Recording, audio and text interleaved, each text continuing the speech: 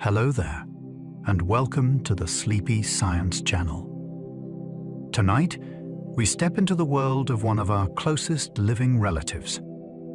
Gorillas are creatures of immense strength, quiet intelligence, and deep connection. They move through dense forests with a presence that feels both powerful and calm. A single glance can reveal their true nature, and a single gesture can guide an entire family. These are not distant, unknowable animals. They are close to us in ways that can feel surprising. In their expressions, their bonds, and their daily lives, there are echoes of something familiar, something that invites us to look a little closer. We will drift into their forests, into their rhythms, into the hidden patterns of a life shaped by patience, memory, and trust. Along the way, you may find yourself seeing them differently, not as symbols or stories, but as living beings with their own quiet complexity. If you enjoy these gentle journeys, I invite you to like, subscribe, or share a thought below. It helps others find their way here too, one sleepy soul at a time. But for now, all you need to do is relax. Let your body soften. Let your eyes grow heavy. And as your mind begins to gently unwind, join me as we explore these majestic animals together. Let's begin. Gorillas are the largest living primates on Earth. Adult male gorillas can stand as one of the most physically imposing animals a person could ever meet face to face.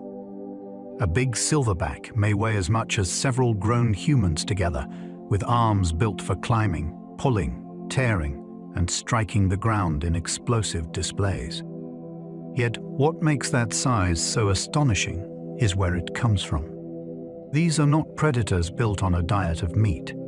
They are largely sustained by leaves, stems, shoots, and fruit, transformed by an enormous digestive system into muscle, bone, and raw presence. In the forest, that scale changes everything. Paths bend around them. Branches sway under their weight. Other animals take notice when they pass. To encounter such a massive ape is to be reminded that human beings are not the only primates capable of commanding a landscape. We simply happen to be the only ones who build cities. A silverback can lead his family with calm, terrifying authority. The dominant adult male in a gorilla group is not merely its strongest member. He is its center of gravity. He decides when the family moves, where it feeds, when it rests, and how danger is handled. Most of the time, he rules without violence. A look, a shift in posture, or the simple fact of his presence is enough to keep order. Infants climb on him. Females rest near him. Younger males watch him closely and learn what power looks like when it is controlled. But when a threat appears, the atmosphere can change in an instant.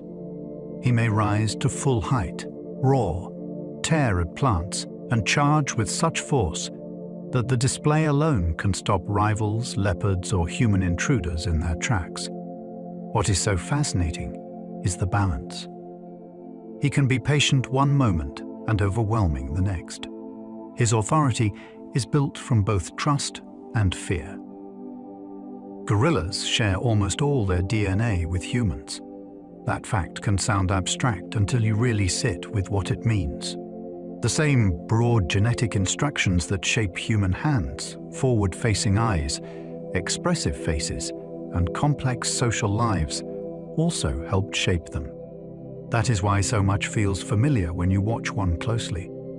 A mother adjusts her infant with astonishing tenderness. A youngster tests boundaries, plays too rough, then darts away with obvious mischief. A tired adult slumps in a posture any person would recognize at once. The resemblance is not just emotional. Their skeleton, muscles, teeth, fingerprints, and even patterns of development reveal how closely our histories are tied together. We are looking at another branch of the great ape family, not at some distant creature with nothing in common. That is part of the deep power gorillas have over the human imagination.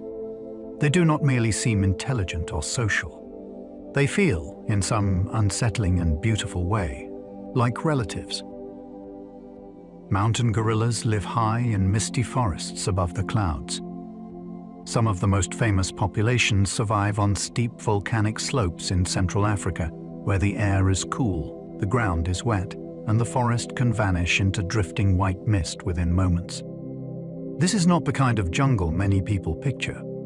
It is colder, steeper, and more demanding. Thick stands of bamboo, giant lobelias, tangled vines and wet leaves create a world where every step can sink, slide or snag. Life at these elevations shapes the animals that live there. They tend to have longer, darker fur than lowland relatives, which helps them endure cold nights and damp mornings. The landscape also gives them an almost mythical presence. They emerge from fog, feed among giant plants, and disappear again into cloud and forest shadow. For researchers and trackers, finding them often means hours of climbing through rain and mud. That effort only adds to the feeling that these apes belong to a hidden kingdom above ordinary life. Their chest beats can carry messages through dense forest.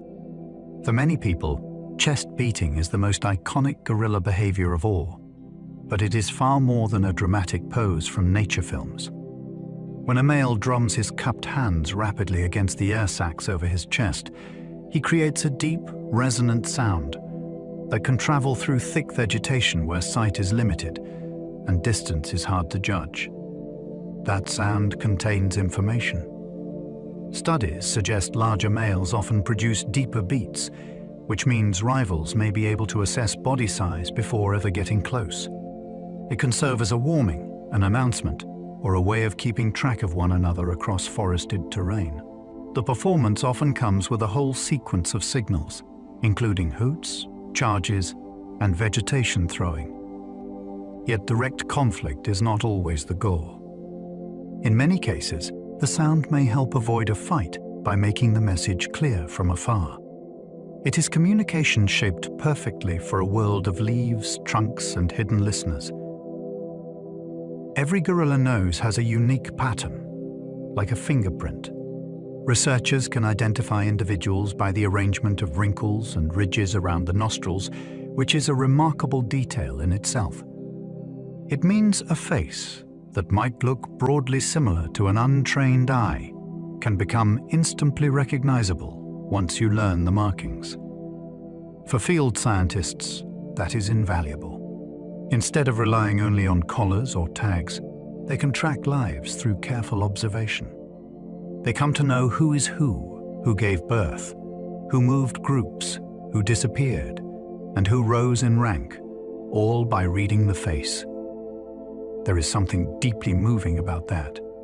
Each animal is not just a member of a species, but a distinct individual with a personal history written right across the nose.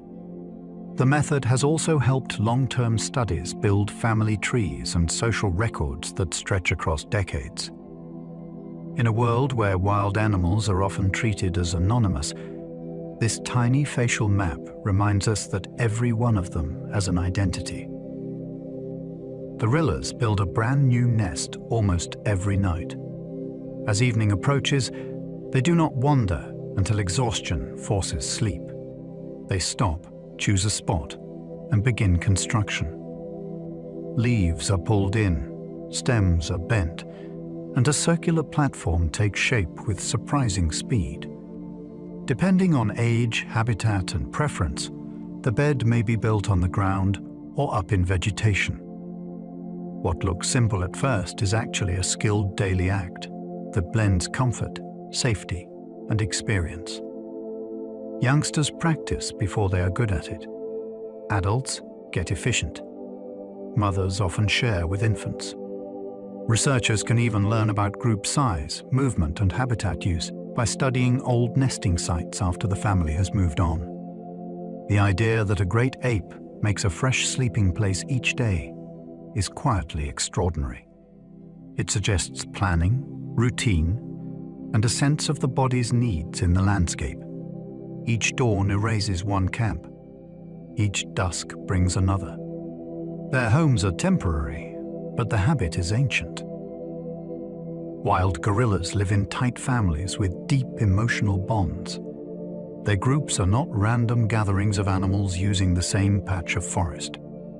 They are social worlds shaped by trust, memory, and long association.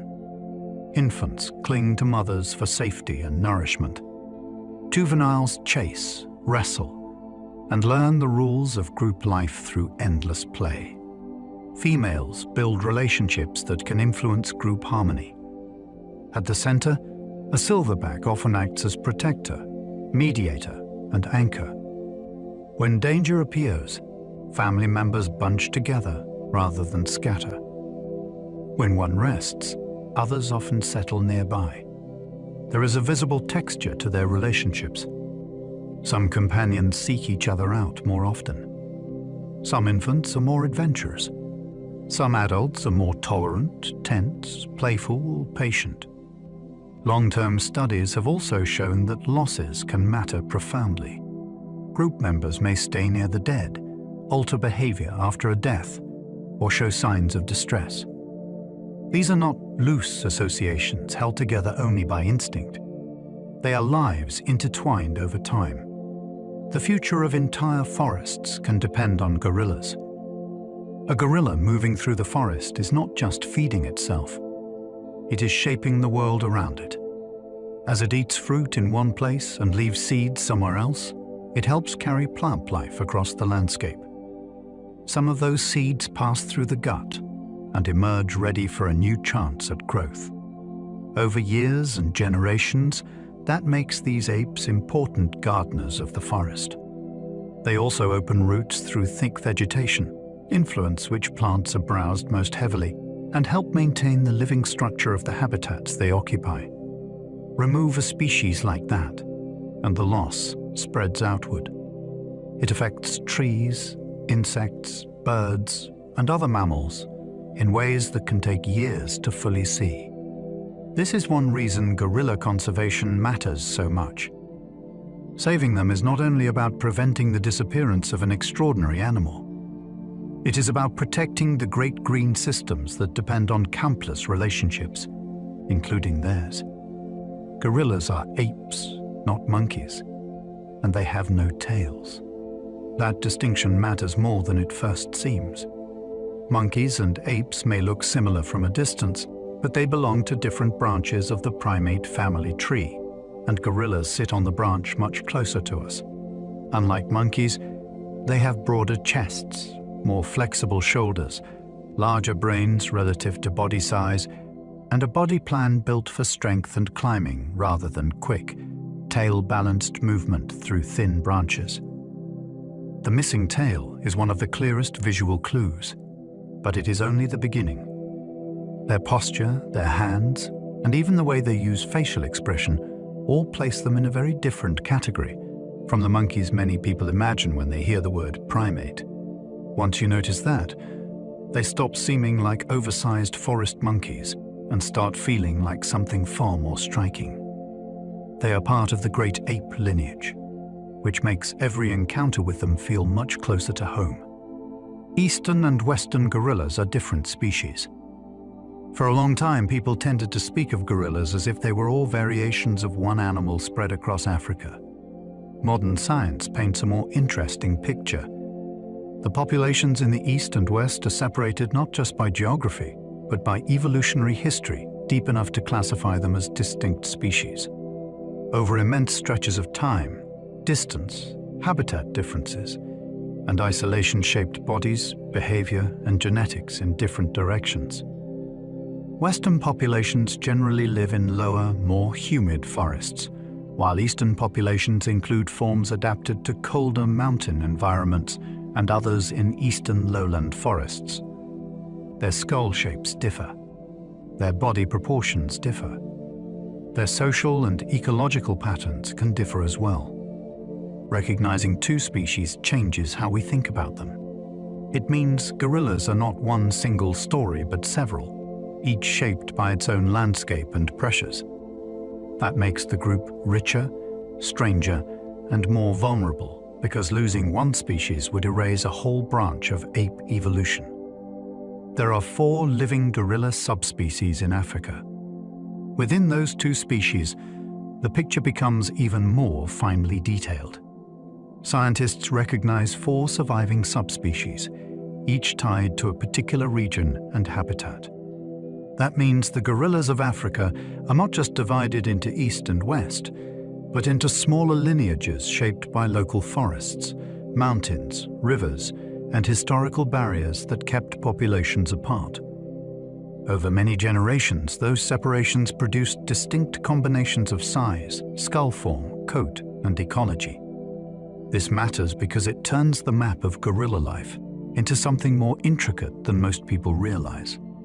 A gorilla from the Virunga volcanoes is not simply interchangeable with one from the forests of Cameroon or the Congo Basin. Each belongs to a different story, written by place.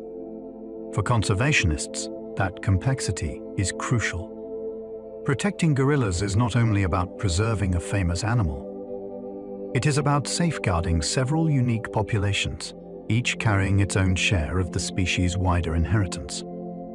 Mountain gorillas are one kind of eastern gorilla. They are often spoken about as if they were the whole species, largely because they became world famous through research, photography, and conservation campaigns. In reality, they are one branch within the eastern species, shaped by a particular high-altitude environment that made them both distinctive and easy for the world to notice. Their thick fur, powerful build, and life in cool volcanic forests give them a striking identity, but they are still closely tied to another eastern form, living farther south in lower forests. That connection matters because it places them inside a broader evolutionary family, rather than treating them as an isolated wonder. It also helps explain why certain features overlap, even while others differ. When people hear the name, they often imagine mist, steep slopes, and famous national parks, and that image is accurate as far as it goes. What makes them even more fascinating is knowing they are part of a larger eastern lineage with deeper roots. Western lowland gorillas are the most numerous gorillas alive. If you could somehow gather a mental picture of all living gorillas across Africa, most of the faces in that picture would belong to this subspecies. They range through broad areas of Central and West Central African forest, especially in lowland tropical habitats, rich in fruiting trees and dense vegetation. Their relative abundance has made them essential to what scientists know about gorilla ecology, yet that word relative is important. Even the most numerous gorillas are still under serious pressure from habitat loss, hunting, and disease. They are not common in the everyday sense of the word. They are simply the largest surviving portion of a threatened group. Their way of life also differs from the famous mountain populations many viewers know best. Fruit can play a much larger role in what they eat, which changes travel patterns and the scale of their home ranges. So, the most numerous gorillas are also, in many ways, among the least widely imagined. Cross-river gorillas are among the rarest great apes. They survive in a narrow region along the border of Nigeria and Cameroon, and their rarity gives them an almost ghost-like status in the modern world. For years, many people never saw them at all. Evidence often came from nests, feeding signs, tracks, or camera traps rather than direct encounters. That is partly because there are so few of them, and partly because they live in rugged, forested terrain, where remaining hidden is easier than being found. Their numbers are so low that every birth matters and every loss cuts deep. Small, scattered groups face a difficult future because isolation can reduce breeding opportunities and increase vulnerability to local threats. What makes them especially compelling is that they are not creatures from some ancient vanished age. They are here now, surviving at the edge of disappearance in landscapes shared with people. To think that one of our closest relatives can become almost invisible on Earth is both astonishing and unsettling. and heartbreaking. Grauer's gorillas are the largest of all gorillas. These eastern lowland giants can reach astonishing size, giving them a reputation as the heaviest and most powerfully built form among living gorillas. They inhabit the forests of the Eastern Democratic Republic of the Congo, where a large body can be supported by rich habitat and a life adapted to both ground travel and forest feeding. The scale of a big male is hard to overstate. Broad hands, immense shoulders, and a great domed head combine into an animal that seems to carry the weight of prehistory. Yet size is only part of what makes them remarkable. They occupy a region shaped by instability and conflict, which has made them much harder to study and protect than the more famous mountain populations. That contrast adds a haunting layer to their story. The largest gorillas alive are also among the least seen by the wider world. They exist in forests that still hold giants, while remaining fragile in ways giant bodies cannot solve. Gorillas can break stems with ease, yet cradle infants gently. One of the most captivating things about them is the contrast between strength and control. The same hands and arms that can rip apart thick vegetation, bend young saplings, and toss aside heavy branches are also capable of delicate care. A mother gathers a baby to her chest with precision. A silverback may allow a tiny youngster to clamber across his back, target his fur, or drum on him in play without causing harm. That restraint is part of what makes their power so impressive. Real strength is not just force. It is the ability to hold back. In the wild, young gorillas depend on adults who can move through difficult terrain, defend the group, and manipulate tough food, while still protecting fragile bodies that weigh only a few pounds at birth. Watching such a massive animal handle an infant with care can completely overturn old ideas about brute force. It reveals a world where tenderness and power are not opposites. Their arms are far longer than their legs. That unusual shape gives them a silhouette unlike almost any other large land animal. When a gorilla rises or moves across uneven ground, the long reach of those arms is impossible to miss. They are not oversized by accident. This is a body built for a world of pulling, climbing, grasping, and controlling heavy vegetation. The shoulder joint allows a wide range of motion, which helps when hauling the body upward through tangled forest growth, or when drawing branches inward during feeding. The long forelimbs also help distribute weight during travel, turning the whole front half of the body into a powerful support system. Even the hands are part of the effect, broad and strong enough to grip stems, strip plants, and steady the animal on difficult slopes. To human eyes, the proportions can seem almost exaggerated, but they are a perfect answer to life in dense African forests, where reach can be as valuable as speed. Gorillas usually move by walking on their knuckles. It is one of the most distinctive ways any large mammal travels. Instead of placing the flat palm on the ground, they curl the fingers under and bear weight on the knuckles, keeping the long fingers protected while moving over roots, mud, and broken vegetation. That method allows a heavy body to travel with impressive stability, especially across rough forest floors where balance matters. Yet it is not clumsy. A gorilla can move with a rolling, deliberate confidence that makes every step look efficient. When needed, that pace can change fast. A startled or angry individual may burst forward in a sudden rush, using the same posture to launch a charge with astonishing speed. They can also climb, rise briefly upright, or shift position fluidly while feeding. What seems at first like a strange compromise is really a specialized solution, one that lets them combine ground travel with the climbing ability expected of a great ape. A full-grown male can weigh far more than most people imagine. Many people picture gorillas as large, but not always on the correct scale. A mature male can be heavier than several adult humans put together, especially in the largest populations. Seen in photographs, That size can be misleading because there is often no familiar object nearby for comparison.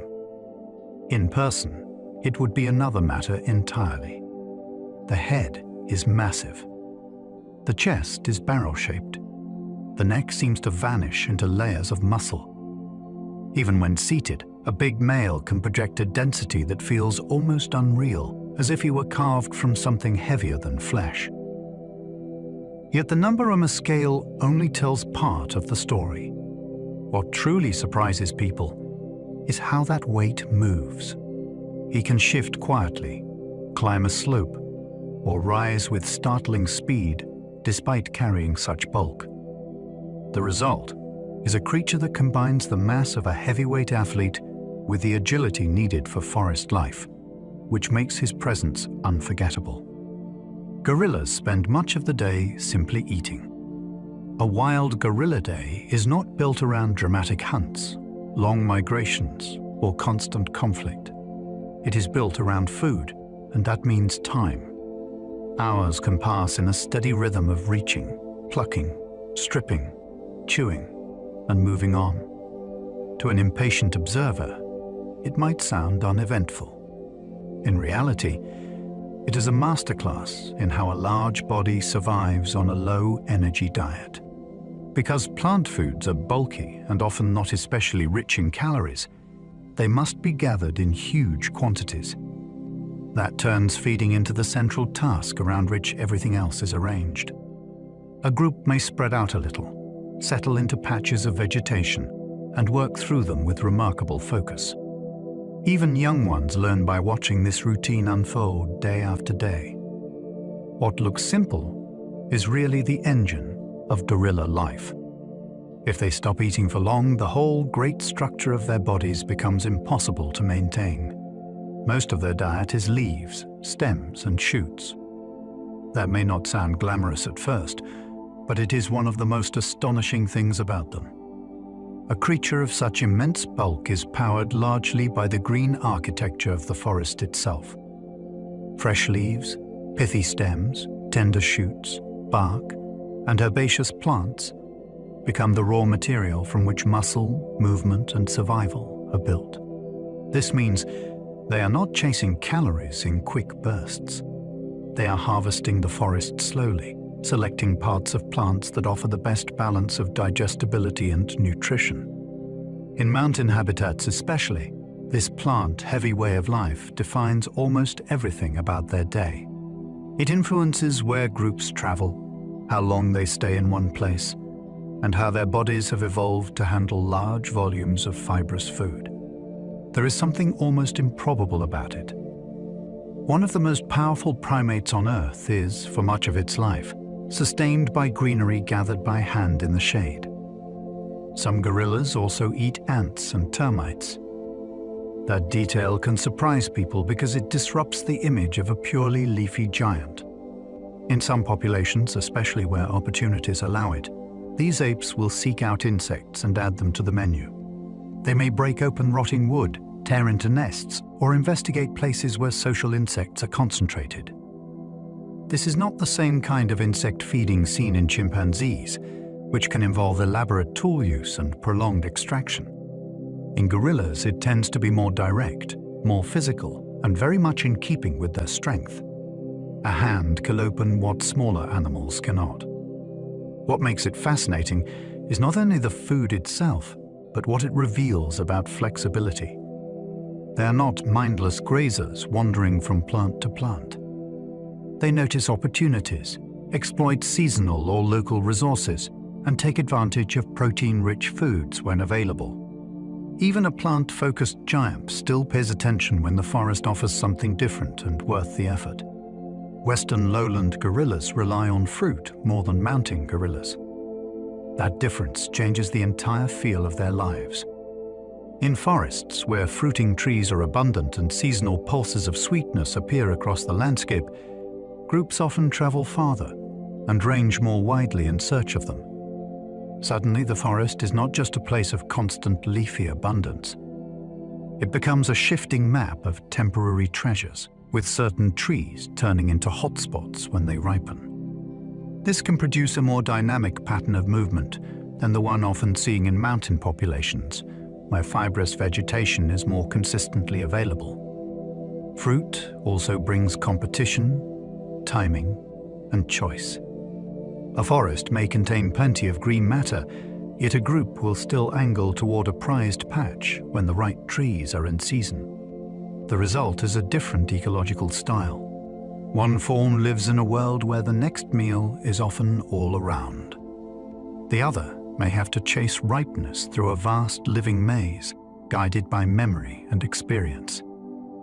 A gorilla's huge belly helps process tough plant food. That rounded abdomen is not a sign of laziness or overindulgence. It is part of a remarkable digestive strategy. Much of what they eat is hard to break down, packed with fiber that would be of little use to an animal lacking the right internal machinery. Inside, enlarged sections of the gut give microbes time and space to work on that material, helping unlock nutrients from plants that are tough, stringy, and slow to digest. In other words, the great body outside depends on an entire hidden ecosystem within. This is one reason their shape can seem so different from that of a sleek predator. A meat-eater carries its meals in muscle and speed. A gorilla carries part of its solution in a fermentation chamber. The body itself is built around the challenge of turning massive amounts of forest vegetation into usable energy. But belly is not extra. It is one of the reasons the whole animal works. They can spend hours slowly chewing fibrous vegetation. There is a patience to it that feels almost ancient. A gorilla may sit with an armful of stems or leaves and work through them methodically, reducing coarse plant matter with powerful, repeated bites that seem unhurried but relentless. This is not idle snacking. It is the slow conversion of stubborn material into life. Fibrous vegetation resists easy breakdown, so feeding becomes a long process of cropping, sorting, chewing, and swallowing in an order shaped by texture as much as taste. Some parts are stripped away. Some are rejected. Some are worked thoroughly before the next handful is taken. For a listener expecting constant action, this might sound quiet. Yet the deeper you look, the more absorbing it becomes. Here is one of the most formidable animals in the forest, succeeding not through speed, but through persistence. It spends long stretches doing something many creatures would find pointless. And from that slow labor, it builds power, endurance, and calm control. Their powerful jaws are built for grinding, not hunting.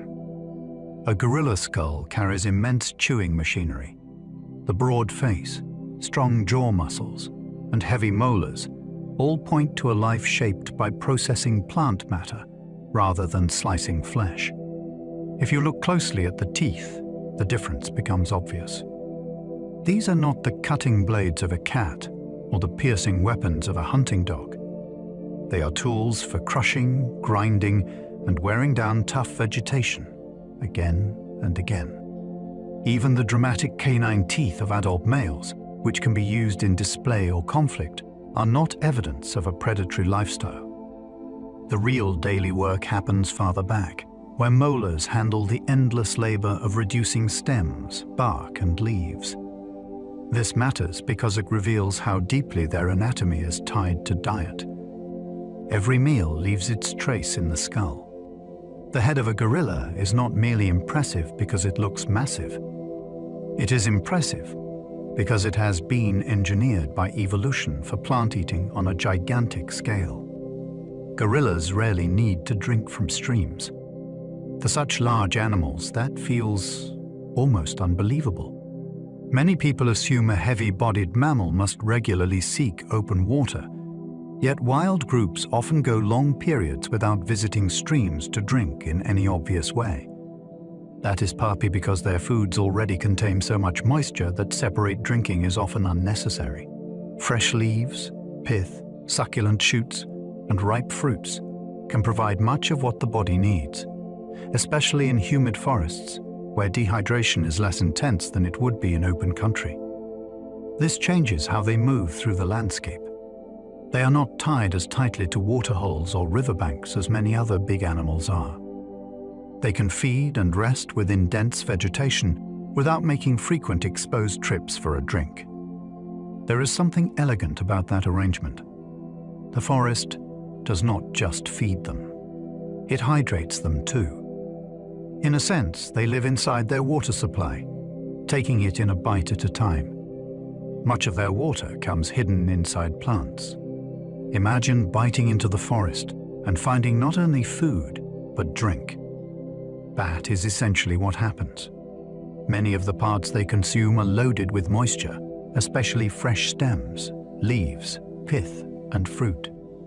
Instead of walking out to a pool and lowering the head to the surface, they often gather hydration while feeding, almost without changing the flow of the day. This is one of the quiet efficiencies of a plant-based life in wet, tropical habitats. The forest offers nutrition and fluid in the same package, and a skilled feeder knows which items provide the best return.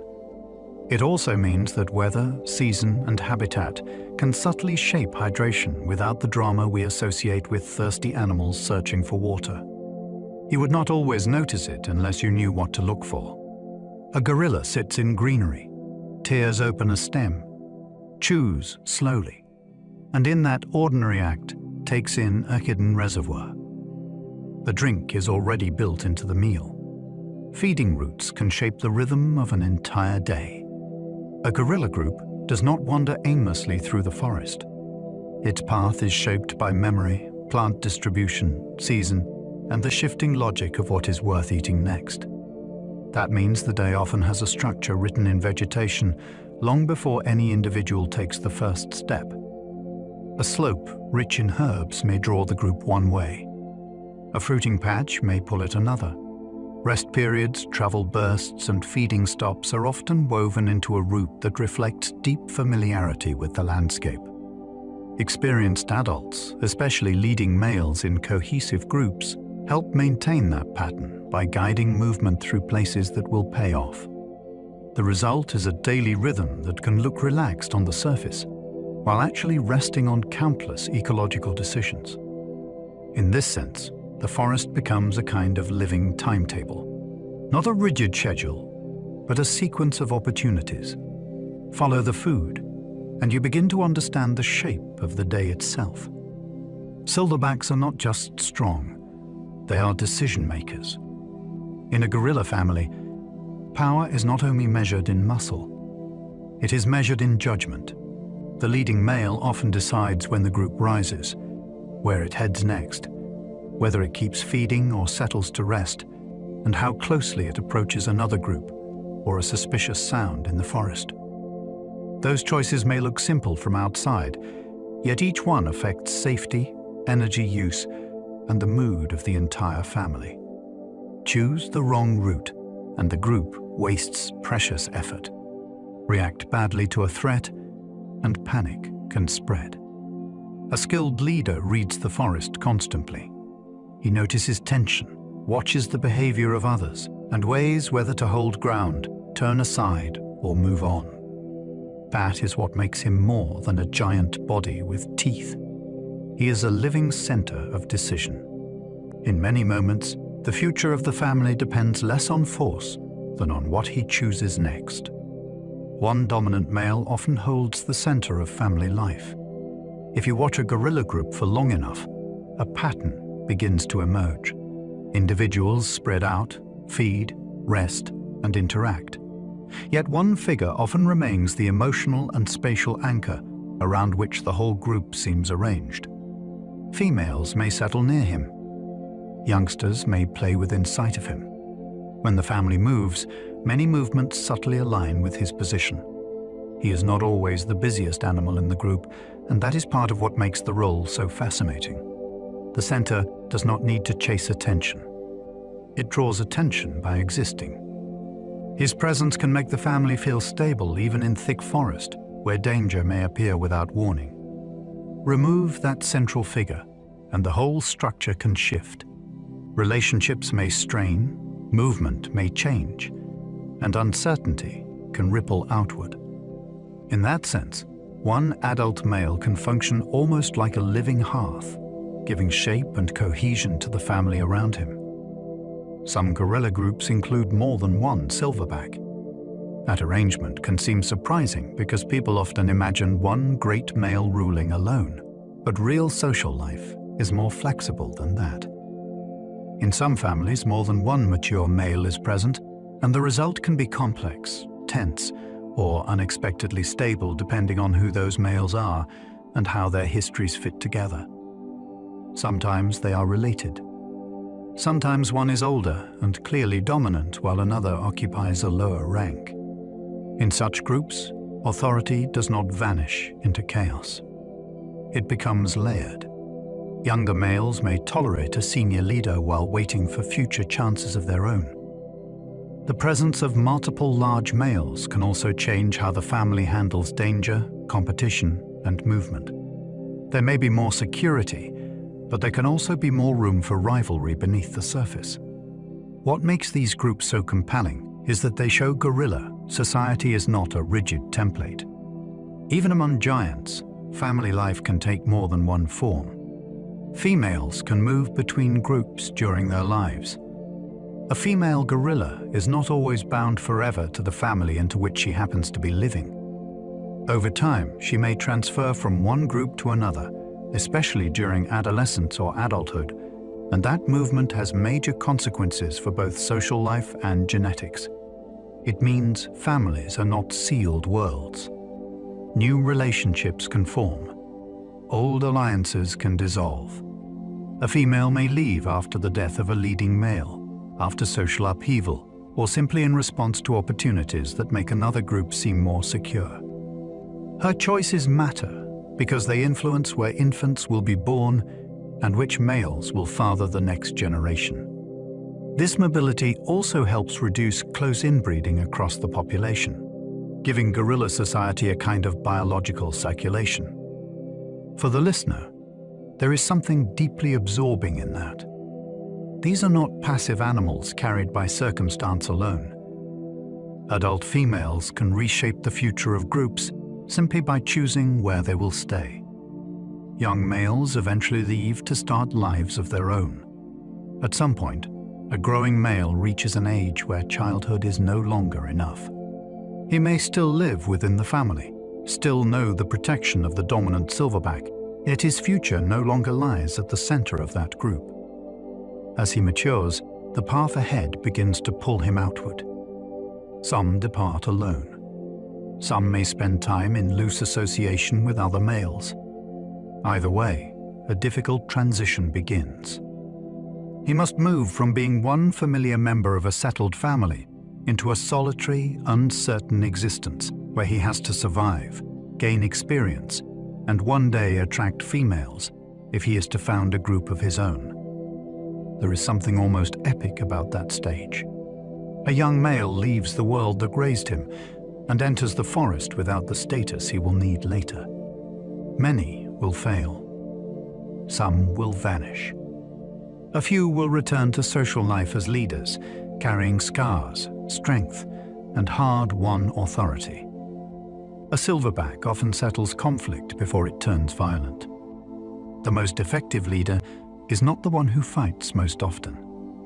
It is the one who prevents fighting from becoming necessary. In gorilla groups, tension can rise over movement, access, jostling youngsters, or the presence of outsiders. Yet a mature male often responds with signals designed to contain the problem before it explodes. He may reposition his body, place himself between individuals, give a warning vocalization, or make a short display that reminds everyone what escalation would mean. The result is a kind of forest diplomacy, conducted through posture, timing, and measured threat. That matters because injuries are costly. A broken tooth, a deep bite, or a damaged limb can alter survival in a world with no safety net. So restraint has value. Watching such moments reveals a side of gorilla life that old myths missed completely. The dominant male is not simply a weapon at the center of the group. He is often the reason true violence does not happen. Gorillas groom less than chimpanzees, but closeness still matters. If you expect the endless picking and social grooming seen in chimpanzees, gorillas can seem surprisingly restrained. They do groom, but not with the same constant intensity, and that difference tells us something important about their social style. Their bonds are often expressed through proximity, tolerance, resting together, following one another, and allowing physical contact without tension, rather than through non-stop manual attention to fur. In other words, closeness does not always need a busy display. It can appear in the simple fact that one individual is trusted near another. A youngster sprawls across an adult. A female settles beside a familiar companion. A group rests in loose contact after feeding. These moments may look quiet to human eyes, yet they are rich with meaning. They show who is comfortable with whom and where the emotional lines of the family are drawn. Not every close society speaks the same language of affection. Gorillas often speak it through calm presence rather than constant grooming. Play is one of the busiest parts of gorilla childhood. A young gorilla's world is not all caution and dependence. It is filled with wrestling, chasing, tumbling, grabbing, mock charging, and sudden bursts of movement that can transform a resting group into a small storm of energy. Play matters because it is not random foolishness. It is practice hidden inside joy. Through roughhousing, youngsters learn how hard they can push, how to read another face, when to retreat, and when a game has gone too far. They test balance, strength, nerve, and social limits all at once. You can almost see the future adult being assembled inside those antics. The body gets stronger. The mind gets quicker. Relationships are tested and shaped. For an observer, these scenes can be irresistibly engaging because they feel so familiar. There is laughter in the movement, misjudgment in the timing, and exuberance in the collisions. Childhood in a gorilla group is not passive preparation. It is noisy, physical, and intensely alive. Infant gorillas cling to their mothers for the earliest months.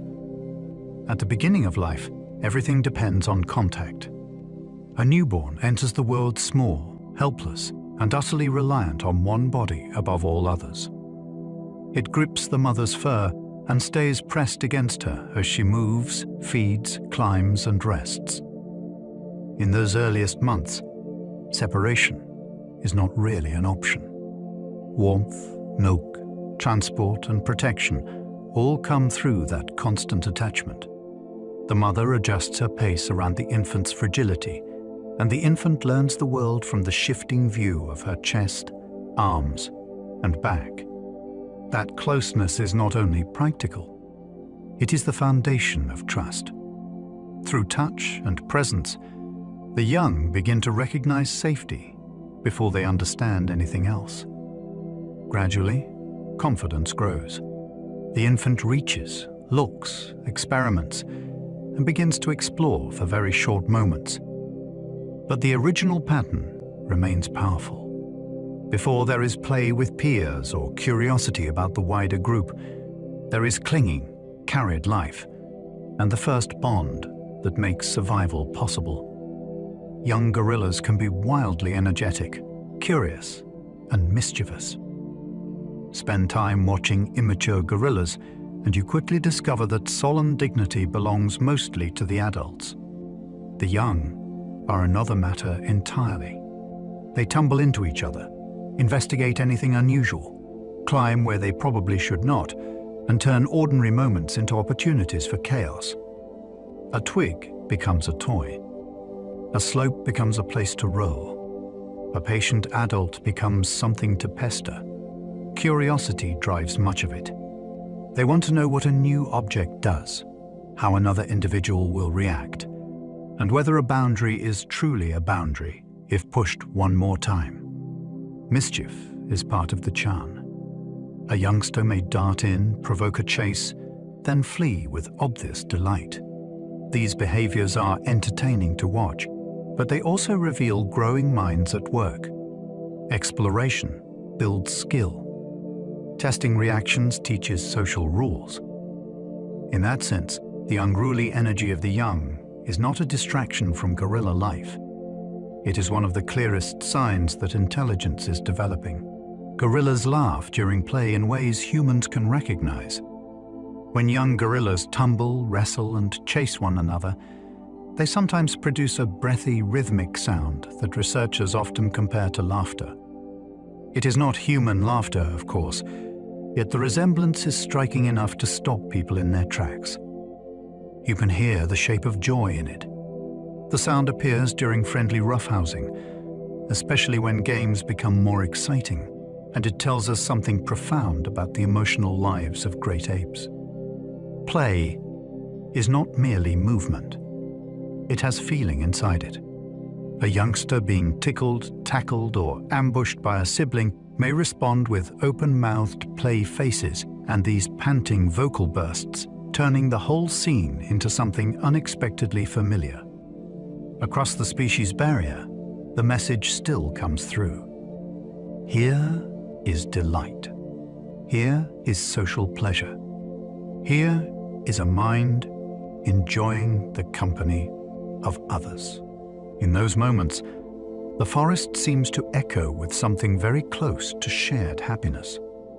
They grieve losses in ways that can feel hauntingly familiar. When a gorilla dies, the reaction of those left behind can be deeply affecting. Group members may remain nearby, touch the body, watch in prolonged silence, or behave in ways that suggest confusion and distress rather than simple curiosity. Mothers have sometimes carried dead infants for days or even weeks, refusing at first to let go. Companions may become subdued after a major loss, especially when the dead animal held an important social place. No one can ask a gorilla what grief feels like from the inside, and science must be careful with words, yet the outward patterns are difficult to ignore. Something significant has changed, and the group knows it. The absence is felt. This matters because it challenges the comforting fiction that only humans understand death in emotionally meaningful ways. In the presence of a still body, these apes can seem suspended between attachment and disbelief, caught in a moment that feels unsettlingly close to our own mourning. Mothers and infants can remain deeply bonded for years. The first attachment does not fade the moment a youngster can move on its own. Long after birth, the relationship between mother and offspring remains one of the strongest forces in gorilla life. The infant gradually becomes more adventurous, more social, and less physically dependent, yet the mother still serves as refuge, reassurance, and emotional base. A frightened youngster may hurry back to her. An uncertain one may glance toward her before approaching something new. Even as the child grows heavier and more independent, the bond continues to shape confidence, behavior, and place within the group. You can often see it in the small details. A resting juvenile chooses to settle near her. A mother reaches out at just the right moment to steady, guide, or restrain. Years of shared history are carried inside those gestures. In a forest world full of shifting interactions, that lasting maternal connection becomes one of the clearest threads holding early life together. Orphaned gorillas may struggle long after a mother dies. Losing a mother is not just the loss of milk or transport. It can alter the entire course of a young gorilla's life.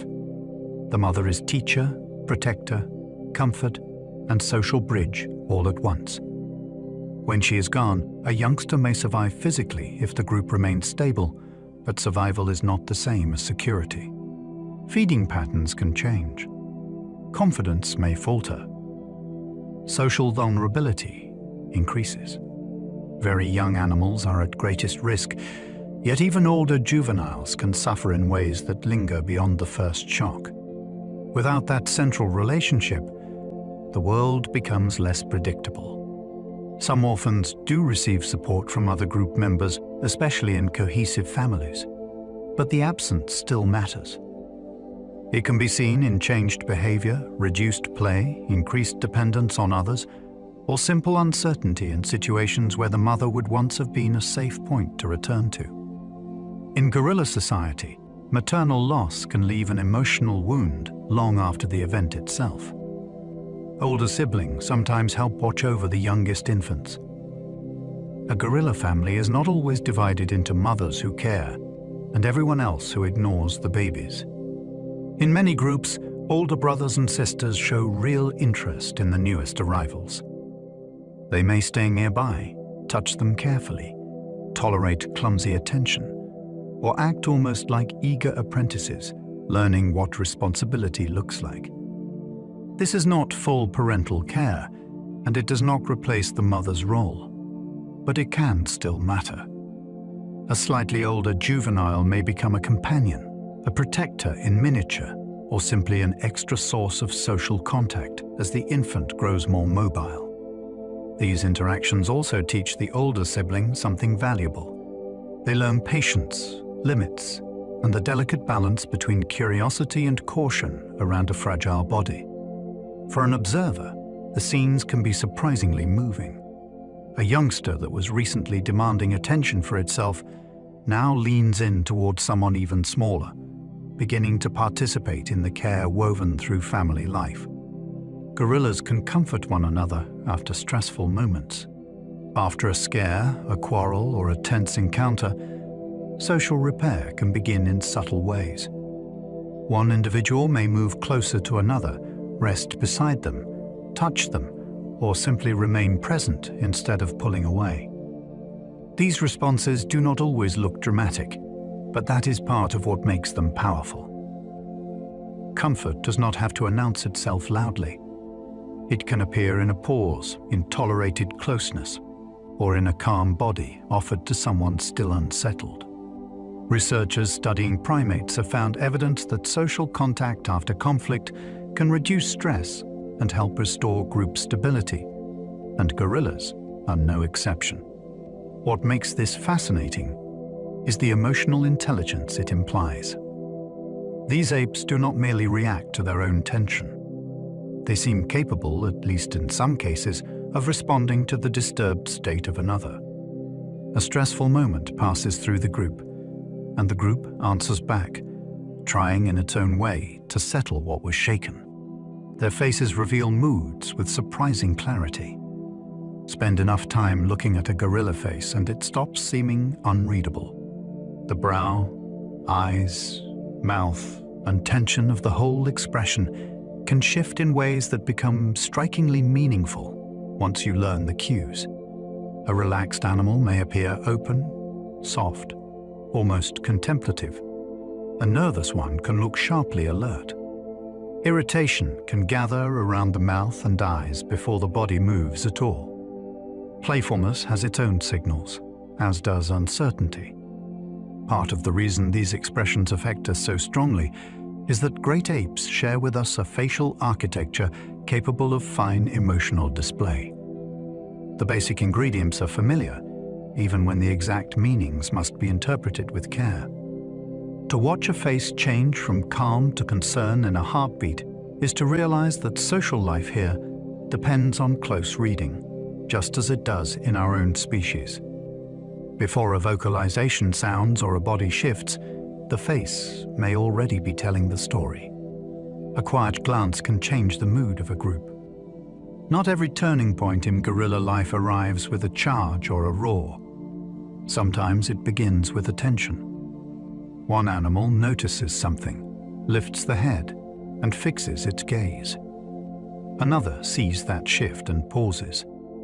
Then another. Within moments, the atmosphere can tighten across the whole group without any sudden noise at all. That is the power of social awareness in a species that lives by reading one another closely.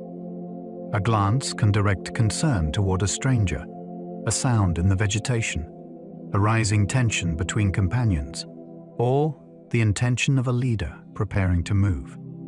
Because family members monitor one another so carefully, information spreads through the smallest visible change. What is extraordinary is how fast this can happen. the forest seems still. Then one look passes like a spark through dry leaves, and the whole emotional weather of the group changes. The signal was tiny. The effect was collective, immediate, and real. Gorillas often prefer peace over direct confrontation. For animals burdened by old legends of savagery, they are often remarkably unwilling to escalate unless pushed. Displays, spacing, posture, and avoidance do a great deal of the work that actual fighting would otherwise require. This makes sense in a world where serious injury can be disastrous. A broken hand or deep wound is not just painful. It may threaten feeding, mobility, rank, or survival itself. So the smartest response is often not attack, but resolution without contact. Rival groups may circle, assess, vocalize, and withdraw. Individuals inside a family may yield space or de-escalate through posture before tempers harden. Even impressive charges can be part of that preference for peace because they warn rather than strike. What makes this so compelling is the gap between reputation and reality. These are immensely strong animals with every ability to be dangerous, yet much of their social life is shaped by restraint. They possess force and often choose not to use it. Their social lives are gentler than old myths suggest. For generations, gorillas were cast as jungle monsters, embodiments of brute force and unpredictable violence. That image said far more about human fear than about gorillas themselves. Careful observation has revealed something far richer and more interesting. Much of their daily life is built from tolerance, routine, contact, reassurance, patience with the young, and a steady preference for cohesion over chaos. They rest together, feed within sight of one another, share space with infants crawling across them, and navigate social tension with far more subtlety than popular culture ever allowed. None of this means they are harmless. They are powerful wild animals, and they must be respected. But respect becomes deeper when it is based on truth. The truth is that their societies are not ruled by constant aggression. They are often marked by calm social intelligence. Once that old myth falls away, what emerges is not a lesser creature, but a more fascinating one. Chest beating is not just drama, it is communication. To human eyes, it can look like pure spectacle. A giant ape rising up and drumming his chest in a burst of force and noise. But inside gorilla society, that display carries meaning. It can announce identity, confidence, location, and intent all at once. A male may beat his chest when another group is nearby, when tension is rising, or when he wants to make his presence unmistakably known without closing the distance. The act is part sound and part theater. The body becomes the message. Leaves shake. The forest answers. Anyone listening receives information before a single animal has to come close enough to fight. That is what makes the behavior so elegant. It turns raw power into a signal. Instead of using force immediately, the animal broadcasts what force is available. In a dense world where sight is limited and risk is high, that kind of communication can prevent dangerous mistakes before they begin. Larger males produce deeper chest beat sounds. That detail turns the display into something even more remarkable. It is not simply loud. It is informative. Research suggests that the resonance of the beat can reveal body size, which means another gorilla may hear the sound and gain a rough sense of the male behind it before seeing him at all. In effect, the forest becomes a stage for acoustic honesty. A deeper beat can advertise a heavier, more formidable individual, while a higher one may signal a smaller rival. That matters because body size can shape every decision in a confrontation. Whether to approach, hold ground, retreat, or escalate may depend on what the sound implies. It is almost like hearing the outline of a body through the trees. For us, that is an astonishing idea. One of the most dramatic sounds in the animal world may also be a kind of live measurement, a deep percussion signal carrying the dimensions of the animal that made it. Gorillas use calls, grunts, hoots, and rumbles all day. Their world is not silent between major displays. It is threaded with small sounds that help hold the group together from moment to moment. A resting family may seem calm, yet beneath that calm runs a steady exchange of vocal signals. Some sounds are soft and close, used while feeding or shifting position. Others carry farther, helping animals track one another in vegetation where a body can vanish from sight after only a few steps. There are calls linked to alarm, movement, contact, uncertainty, and rising excitement. The forest may hide much of gorilla life visually, so sound helps stitch the group into one social fabric. What is fascinating is how continuous and ordinary this communication can be. Not every message arrives with force.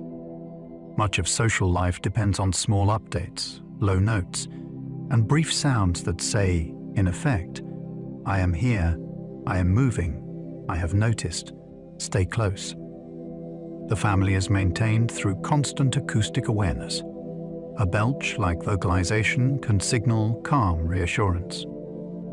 Among the many sounds gorillas make, one of the strangest to human ears is a low, belch-like rumble often heard during peaceful moments. It is not crude. It is comforting. Researchers have long noted that this sound can appear while animals are feeding, resting near one another, or settling into relaxed social contact. In those moments, the sound seems to say that all is well. The group is together. No alarm is spreading. No challenge is being issued. It is one of the clearest reminders that communication is not only for danger or conflict, it also helps preserve peace. A calm vocal signal can steady the emotional climate of the family, especially when visibility is poor and individuals need reassurance that others nearby are at ease. There is something deeply appealing about that. In the dim forest, a great ape makes a soft, homely sound, and the message carried through it is safety. Not every important message has to be dramatic. Silence can also be part of gorilla communication. The absence of sound is not always emptiness. In gorilla life, it can be meaningful in its own right.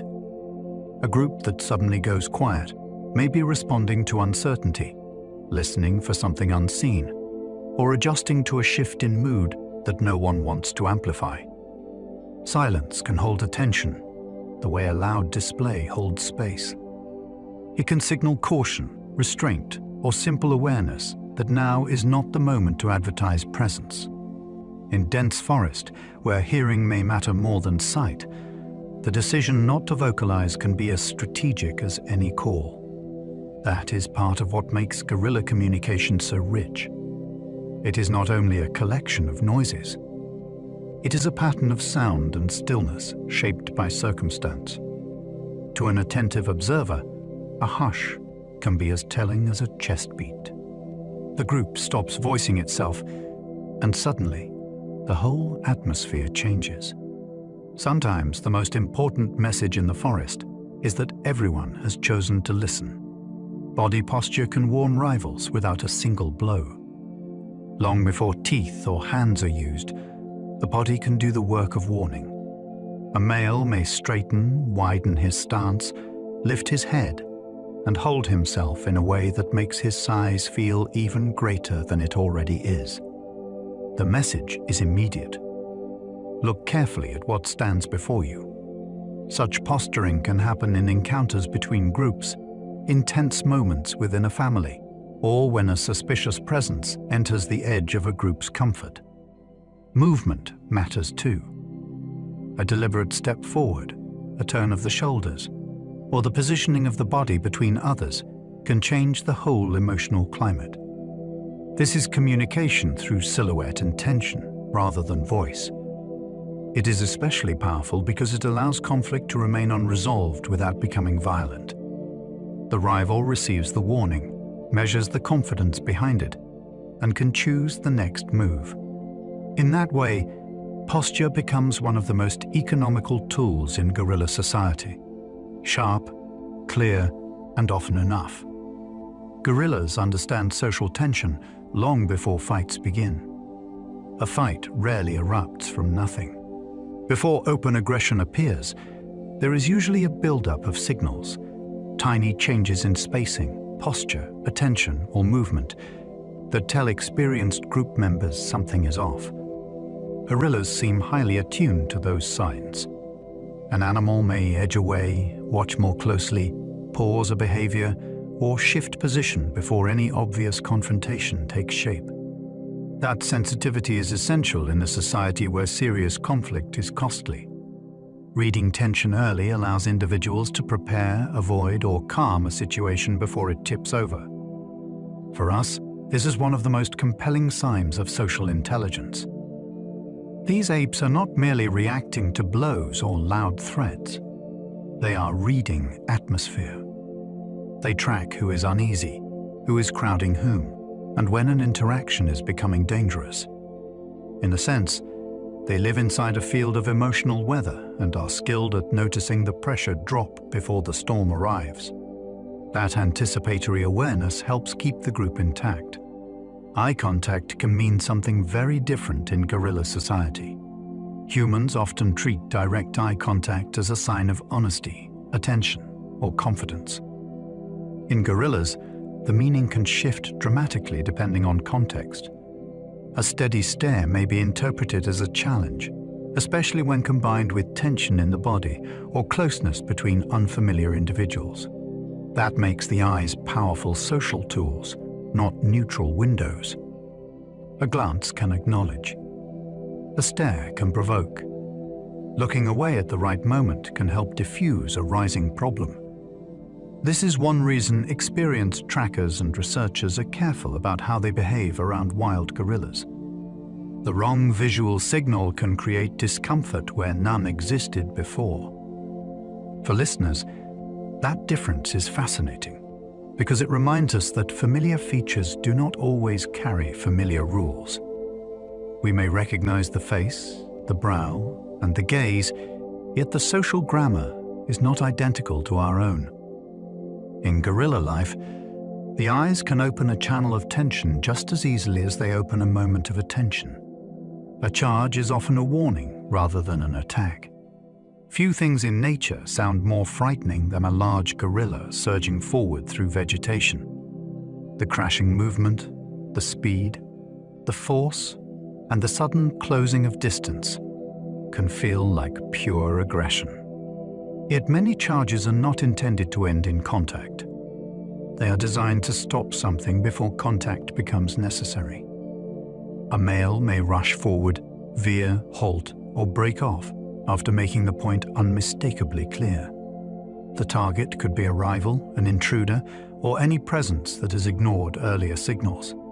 In that sense, the charge is the final punctuation mark in a sentence that began much earlier with posture, attention, and display. Understanding this changes how we see the behavior. It is not mindless fury. It is a highly effective last warning delivered with overwhelming clarity.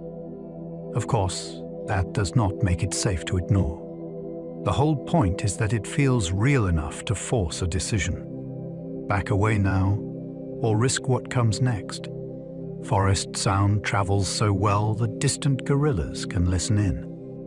Dense vegetation may block sight, but it can also turn the forest into an acoustic world where sound carries surprising information across hidden distance. Calls, chest beats, branch crashes, and movement noises can travel through valleys, across slopes, and between patches of thick cover, allowing gorillas to gather knowledge about others they cannot yet see. A group may know another is nearby long before any visual meeting occurs. That creates a kind of unseen social landscape, made not of bodies in view, but of voices, drumming, and echoes moving through the trees. The forest becomes full of listeners. One male announces. Another hears. A family adjusts course without ever coming into direct contact. This ability to eavesdrop matters because it lets gorillas avoid danger, monitor rivals, and maintain awareness in habitats where visibility can shrink to almost nothing. To live in such a place is to inhabit a world shaped as much by listening as by looking. The trees hide, but the sound keeps talking. Gorillas are intelligent in ways that do not need words. Human beings often look for intelligence in speech, symbols, or obvious inventions, but gorillas reveal another form of mind, one expressed through timing, memory, judgment, and social awareness. A gorilla does not need language in the human sense to understand who is upset, who is dangerous, where food can be found, or when caution is wiser than boldness. Intelligence appears in the choice of a path, in the reading of another face, in the way an adult handles a tense moment without chaos. It appears in a youngster learning what kind of play is welcome and what kind is too much.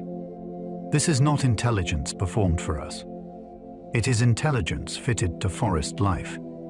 That is what makes it so compelling. Their minds were not built to impress human observers. They were built to solve the daily problems of an ape living among dense vegetation, shifting relationships, hidden threats, and the endless need to make the right choice at the right moment. They can learn from watching others solve problems. A gorilla does not always need to discover everything alone.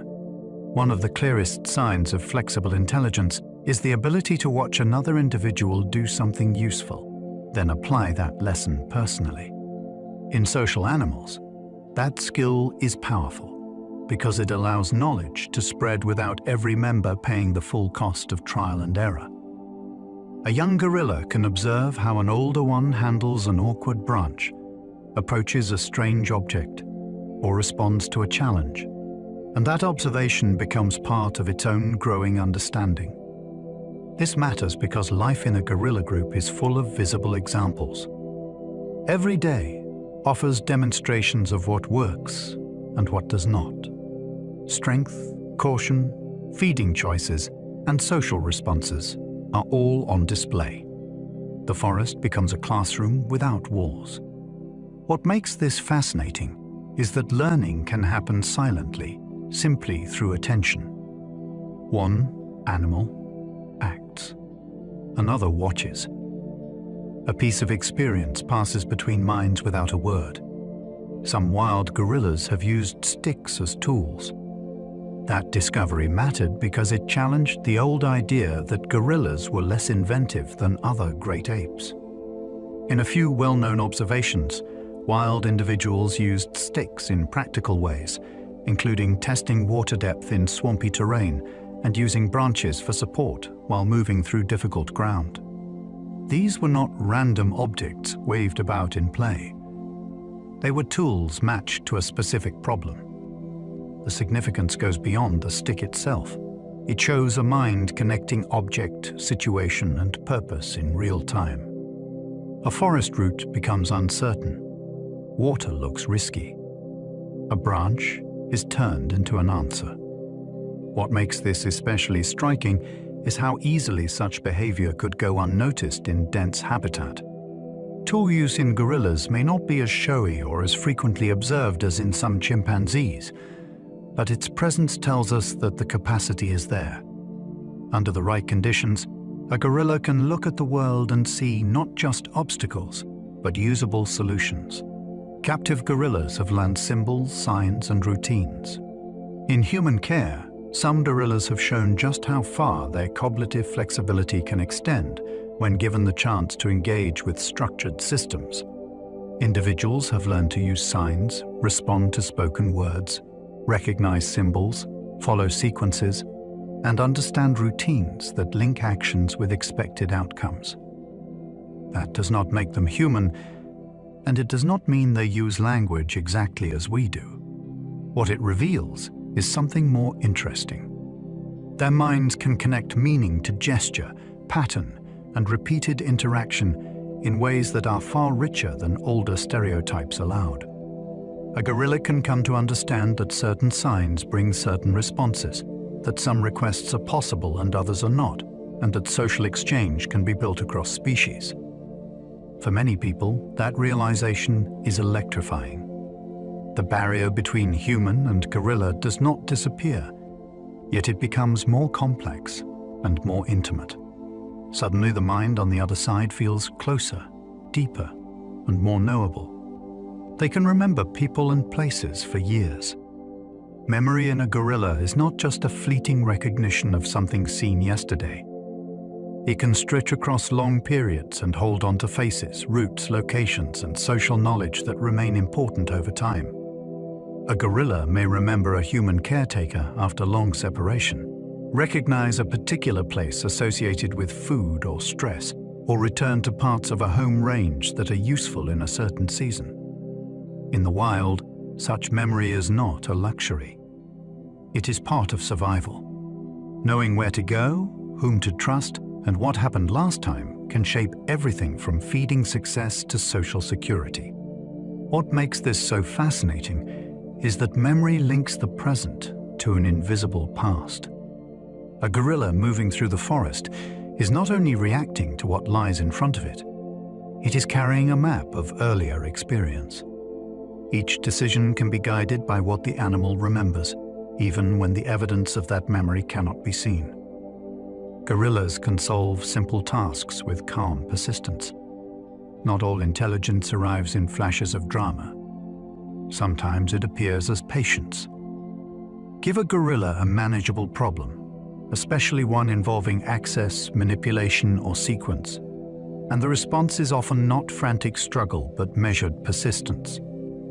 It may pause, inspect, try one approach, adjust, and continue without wasting energy on chaos. That style is revealing. It suggests a mind that does not need constant speed to be effective. Instead, it works through the problem steadily, holding attention long enough to let a solution emerge. In many ways, that fits the broader character of gorilla life. These are not animals built around frantic motion. Their strengths often lie in composure, physical control, and social reading. When those same qualities appear in problem solving, the result can be unexpectedly impressive. A task that might frustrate another animal becomes something to work through with deliberate concentration. Watching that happen, you begin to sense an intelligence shaped as much by steadiness as by curiosity. Young gorillas investigate new objects with remarkable curiosity. Put something unfamiliar into the world of a young gorilla, and there is a good chance it will be examined sooner or later. Curiosity pulls them toward novelty in ways that are both endearing and scientifically revealing. A leaf cluster, a fallen branch, a strange sound source, or an unexpected human object can become the center of inspection. They look, sniff, touch, tug, and sometimes test reactions by involving others. This is more than playfulness. It is a way of learning what the world contains and what it allows. Youth is the perfect time for such exploration because the mind is still building its catalogue of what matters, what is safe, and what can be ignored. What makes this fascinating is the quality of the attention. It is not empty fiddling. You can often sense a real investigative drive behind it, as though the youngster is asking questions without language. What is this? Does it move? Does it matter? Can it be used? They seem to weigh risk before acting in unfamiliar situations. When something uncertain appears, gorillas often do not rush blindly toward it. They pause. They look. They assess. A strange opening, an unstable surface, a suspicious object, or an unusual presence may trigger hesitation that seems strikingly thoughtful. This matters because it suggests more than simple fear. The animal appears to be balancing curiosity against possible danger. One individual may approach slowly while another hangs back. A youngster may advance, then retreat, then try again after watching how others respond. In those moments, behavior begins to look almost deliberative. The forest is full of hidden costs, and a heavy-bodied ape cannot afford too many bad guesses. One mistake with footing, one wrong encounter, one reckless move near an unknown threat could matter greatly. So caution becomes part of intelligence. What fascinates us is seeing that caution expressed in real time. A gorilla meets uncertainty not only with instinct, but with something that looks very much like evaluation. Gorilla intelligence is deeply social, not just mechanical. It is easy to admire a mind when it opens a latch or uses an object, but that kind of skill is only one part of the picture. Much of what makes gorillas intelligent lies in their ability to navigate one another. They have to read status, mood, tolerance, kinship, timing, and intention in a family where the wrong move can disturb the whole social field. Knowing when to approach, when to retreat, whom to trust, and how to behave around infants, rivals, and leaders requires a different sort of brilliance from puzzle solving with hands. It is the intelligence of relationships. That may be why gorilla behavior can feel so absorbing even in still moments. Beneath the quiet surface, minds are tracking one another constantly. A look is noticed. A change in posture is interpreted.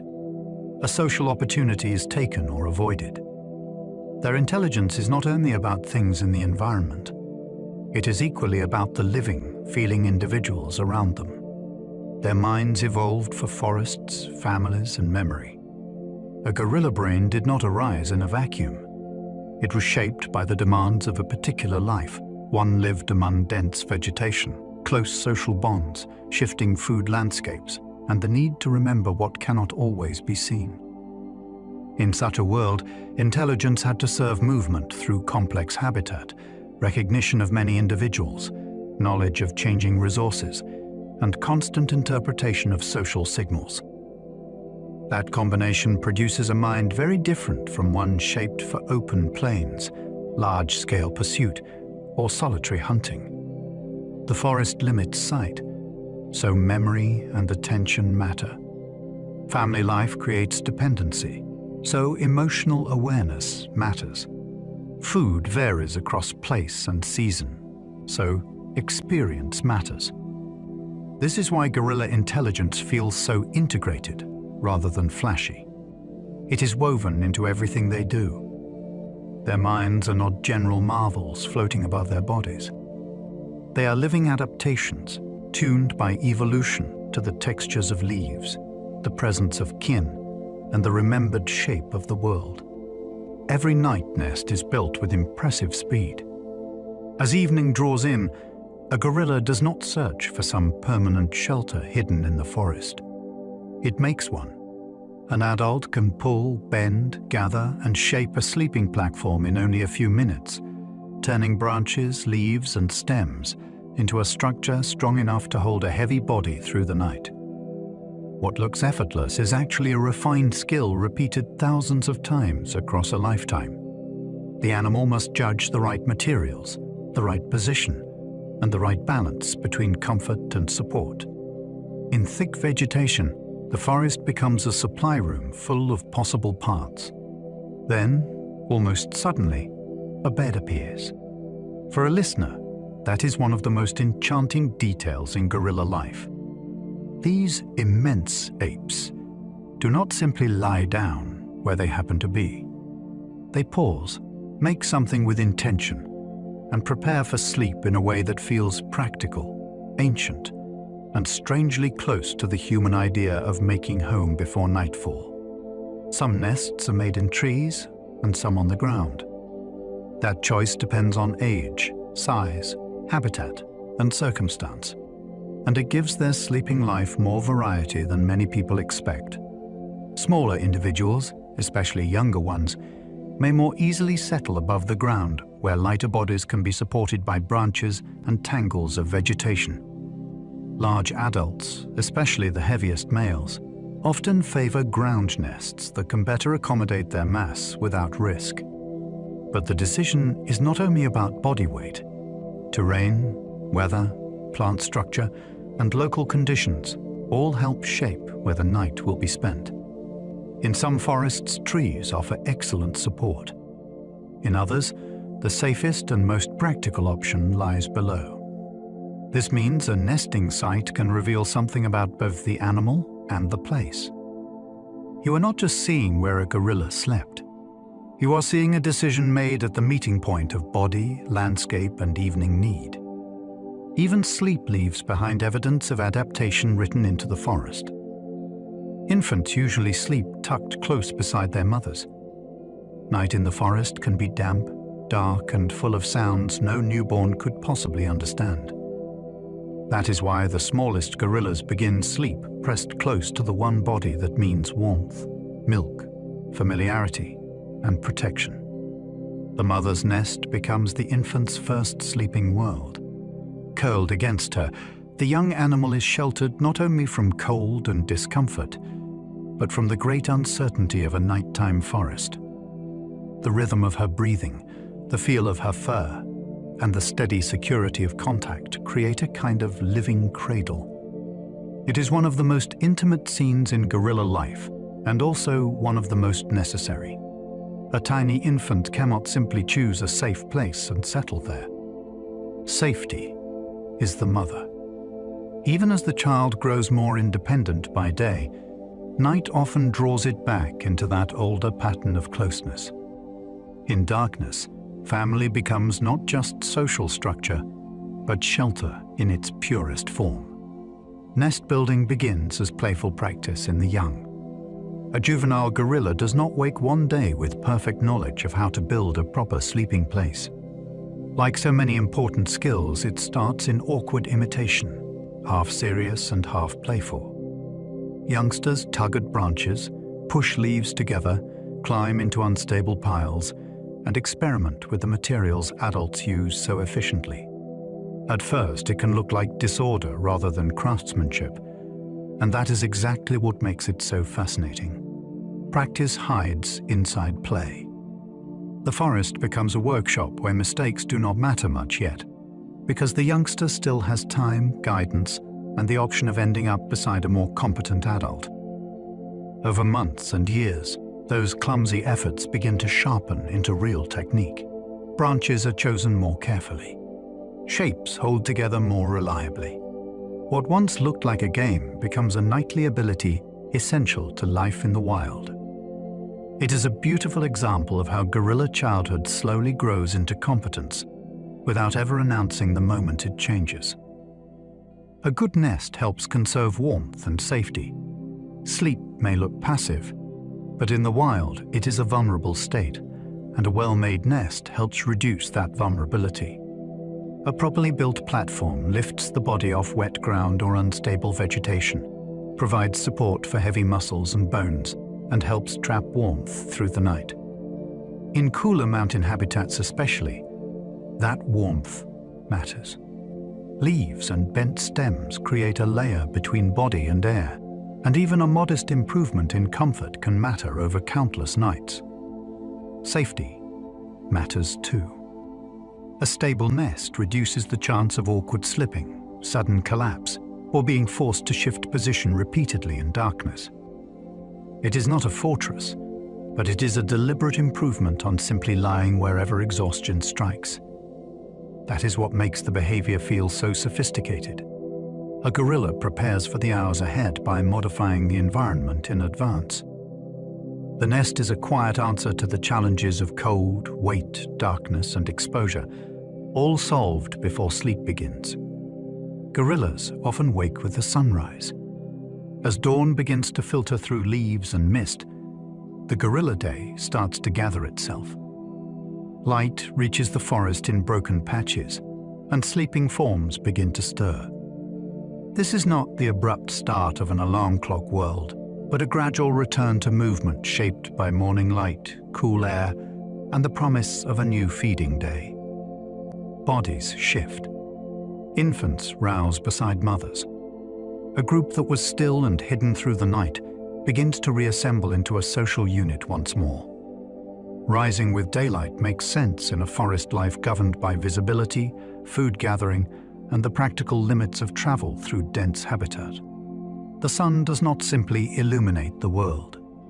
It reopens it. For a listener, there is something wonderfully cinematic about that daily beginning. High in leaves or low among stems, a family of great apes wakes as the forest brightens, and another day of movement, feeding, watching, and remembering begins almost exactly where the last one ended. Midday rest can last for hours in warm weather. When the heat rises and the first major feeding stretch is done, the pace of life can change dramatically.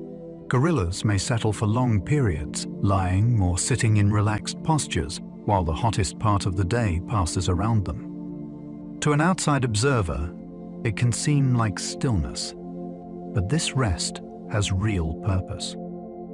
Large bodies generate and retain heat, and constant movement through dense vegetation would only increase strain. By pausing, they conserve energy, avoid unnecessary exertion, and create time for digestion after heavy feeding. Social life continues in slower form during these hours. Infants may nurse or doze. Younger animals may still stir and play at the edges of rest. Adults watch, shift, and remain alert without doing much. There is something deeply evocative about this part of the day. The forest hums, insects move, light hangs above the leaves, and a group of gorillas withdraws into patience, waiting for cooler hours before the rhythm begins again. Daily life follows food, weather, and family needs. A gorilla day is not ruled by a clock in the human sense. It is shaped by changing conditions that must be read and answered as they come. If food is abundant nearby, movement may be short and relaxed. If a favored resource lies farther away, the group may travel more. Rain can alter comfort, footing, and timing. A restless infant, a cautious female, or a leading male who senses tension can change the pace for everyone else. This makes daily life flexible rather than rigid. The pattern exists, but it bends. That is part of the beauty of it. A family moves through the forest not as a machine repeating identical steps, but as a living unit, adjusting to weather, appetite, terrain, and one another. To really understand gorillas, you have to see that their day is built from response. The world presents conditions, and a family answers them together, one decision after another, from first light to evening nest building.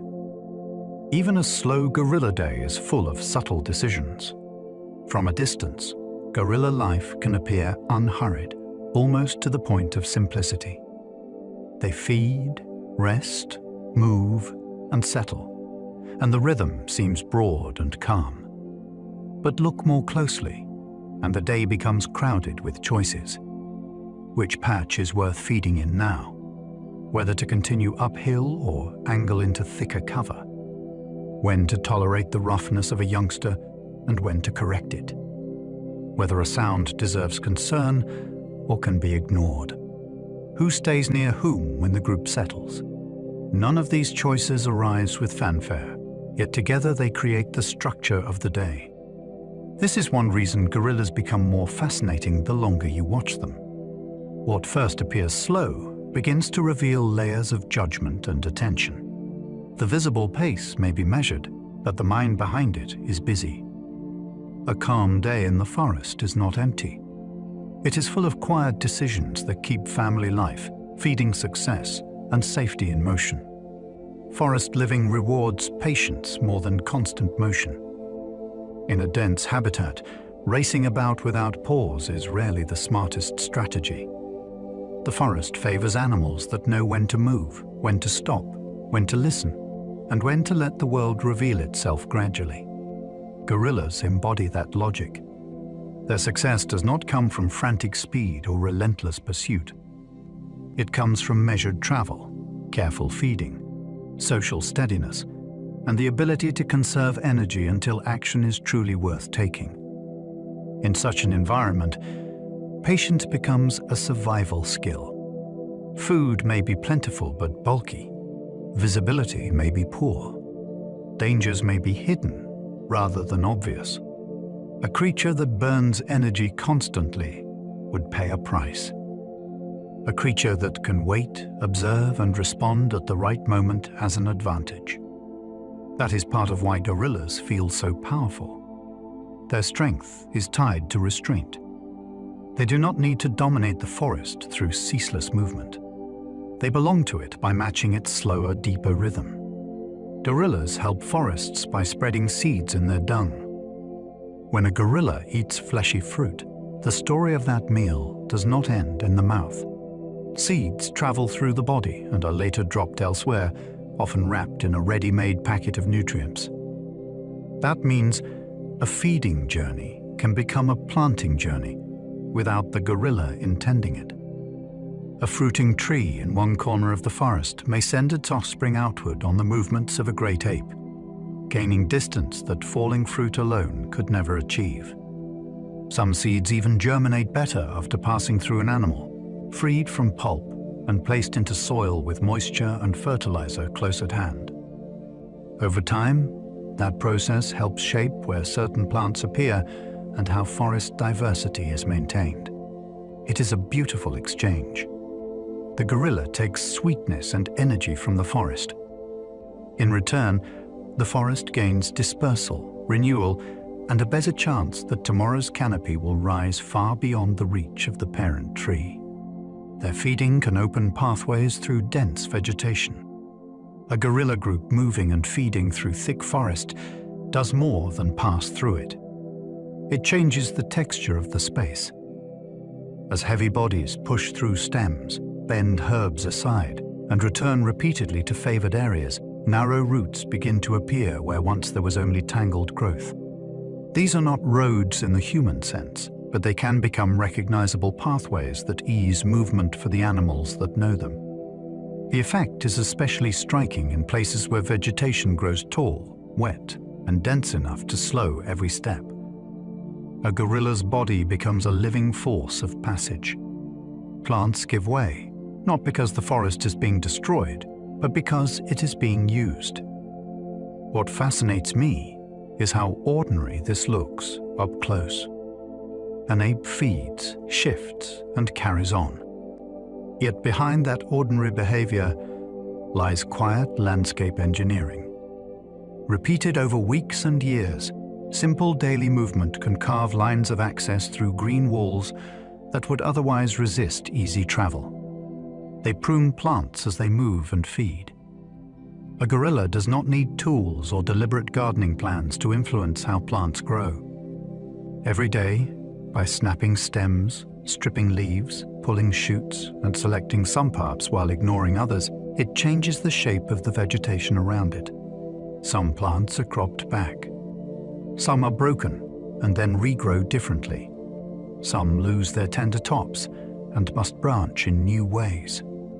This is pruning by appetite rather than intention, yet the effects can still ripple through the forest. A patch browsed repeatedly may look different months later. Certain species may be held back while others benefit from newly opened light or reduced competition. It is one more reminder that feeding is never only consumption. It is interaction. The gorilla does not simply take from the plant world.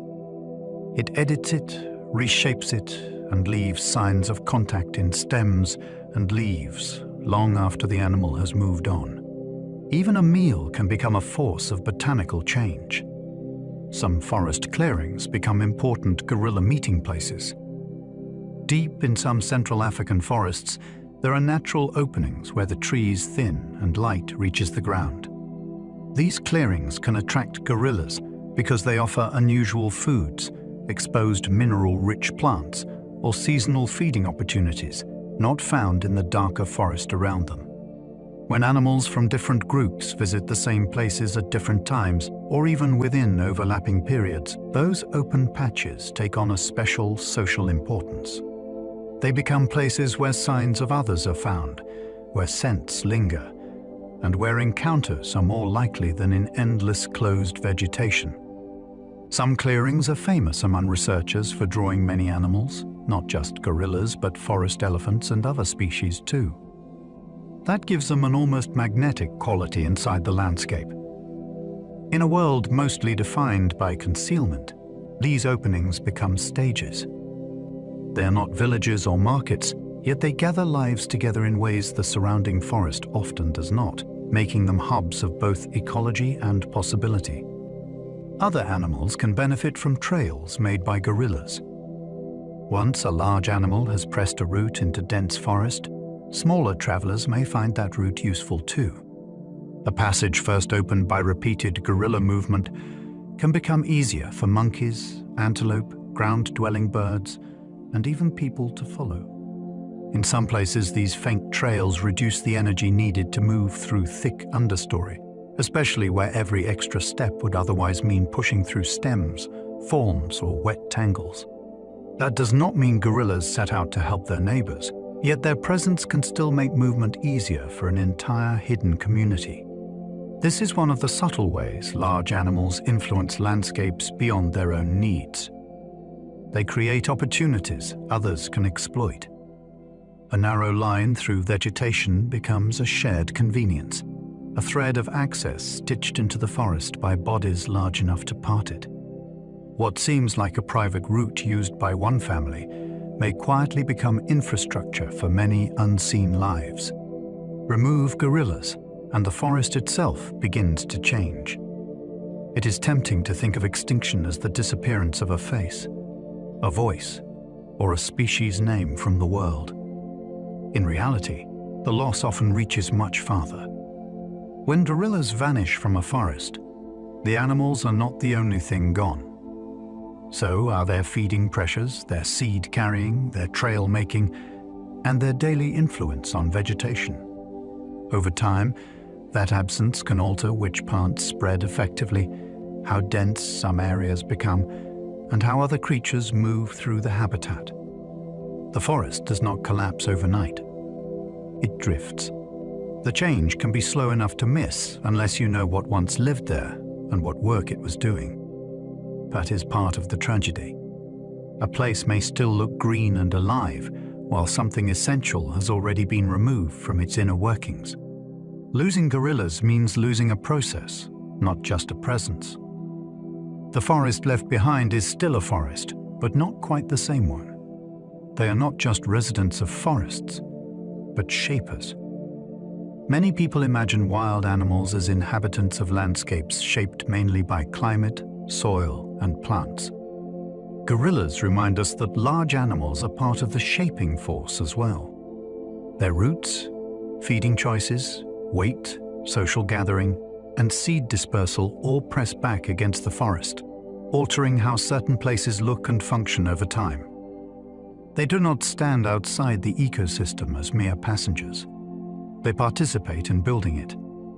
This idea is one of the most thrilling things about ecology. A gorilla is not just living in a forest the way a person lives in a house. It is helping write the house itself. Every day it modifies small details, and across years those small details accumulate into patterns. The relationship runs both ways. The forest made the gorilla possible, and the gorilla helps make the forest what it is. Once you see that, the animal becomes larger in meaning. It is no longer simply part of the scenery. It is one of the makers. Gorillas are part of the forest's long memory. Some forces in nature act suddenly, like storms or landslides. Others work through repeated presence across generations. Gorillas belong to that slower category. Where they persist over centuries, they help maintain patterns of movement, feeding, seed transport, and habitat use that become part of the forest's continuity.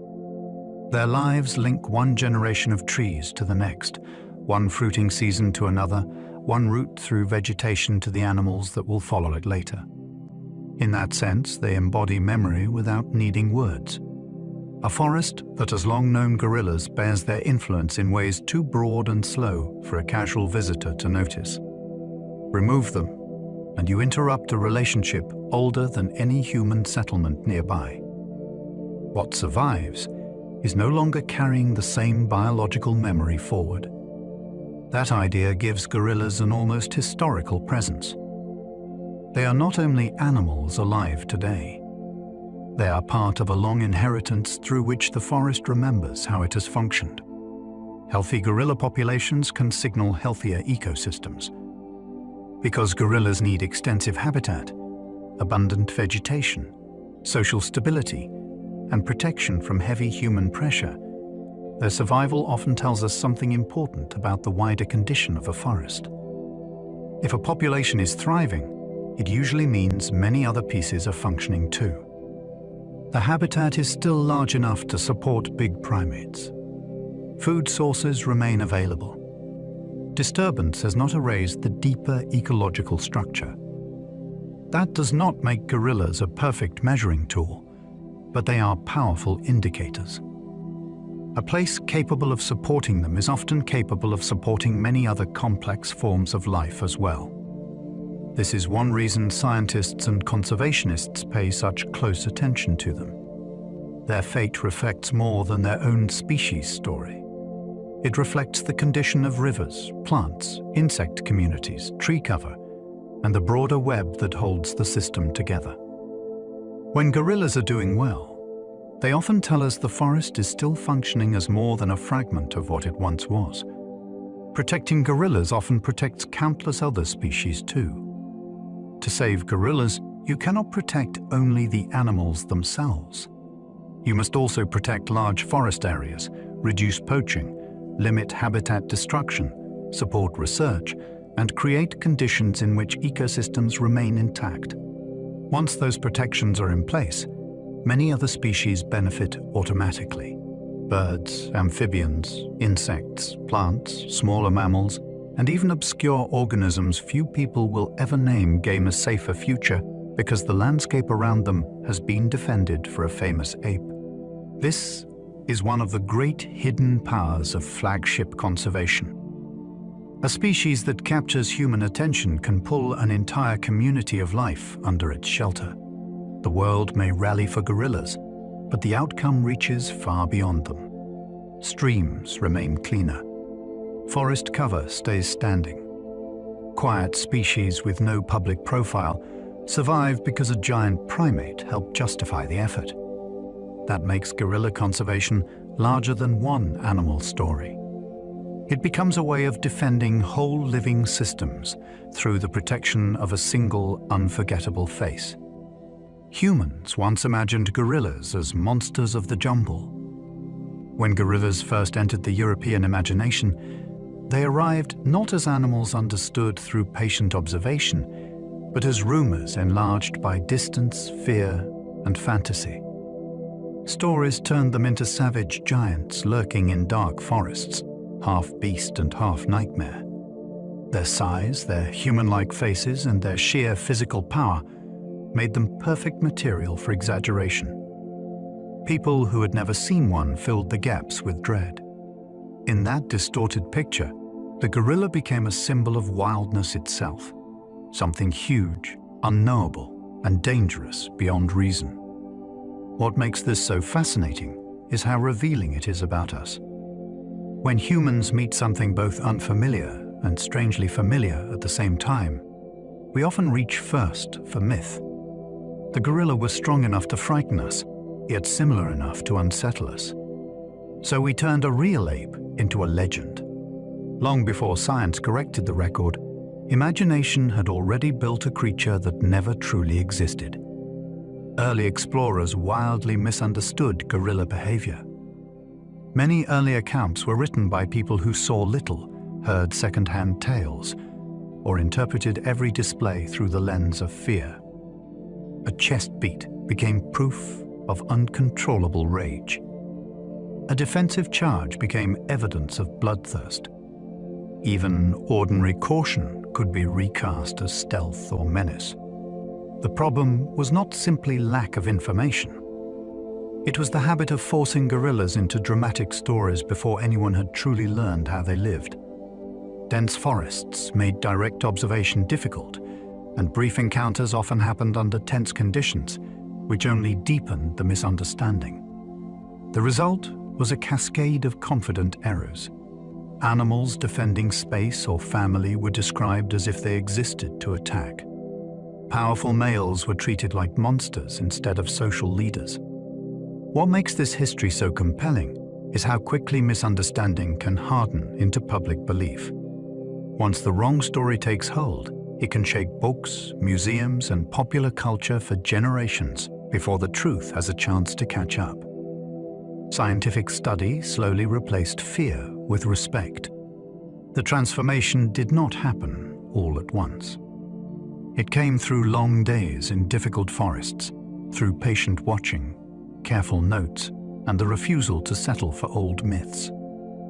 Researchers began to observe gorillas as they actually were, not as adventure stories imagined them.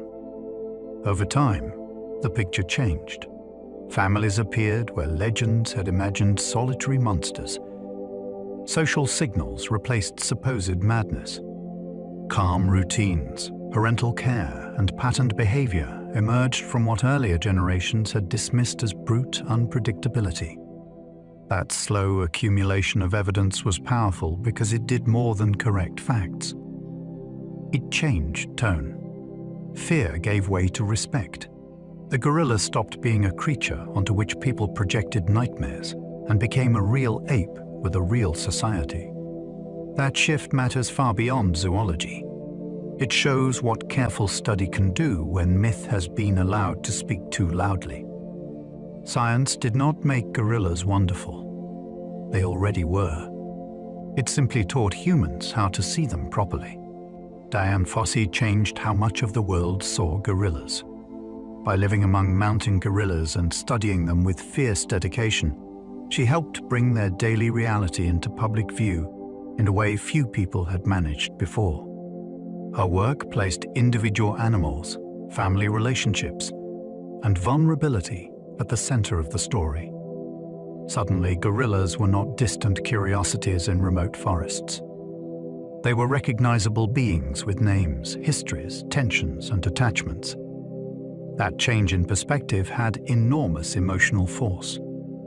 Readers and viewers could begin to care about specific animals rather than about a vague species in the abstract. Fossey also became closely associated with the urgent fight against poaching, which gave the story moral intensity as well as scientific weight. Her legacy is complex and often debated, but one fact is hard to ignore. She helped move gorillas from the realm of spectacle into the realm of relationship. After her, it became much harder for the world to look away or pretend these apes were nothing more than legends in fur. Famous gorillas helped bring global attention to conservation. People do not always fall in love with a species through numbers, charts, or policy papers. Often they connect through individuals.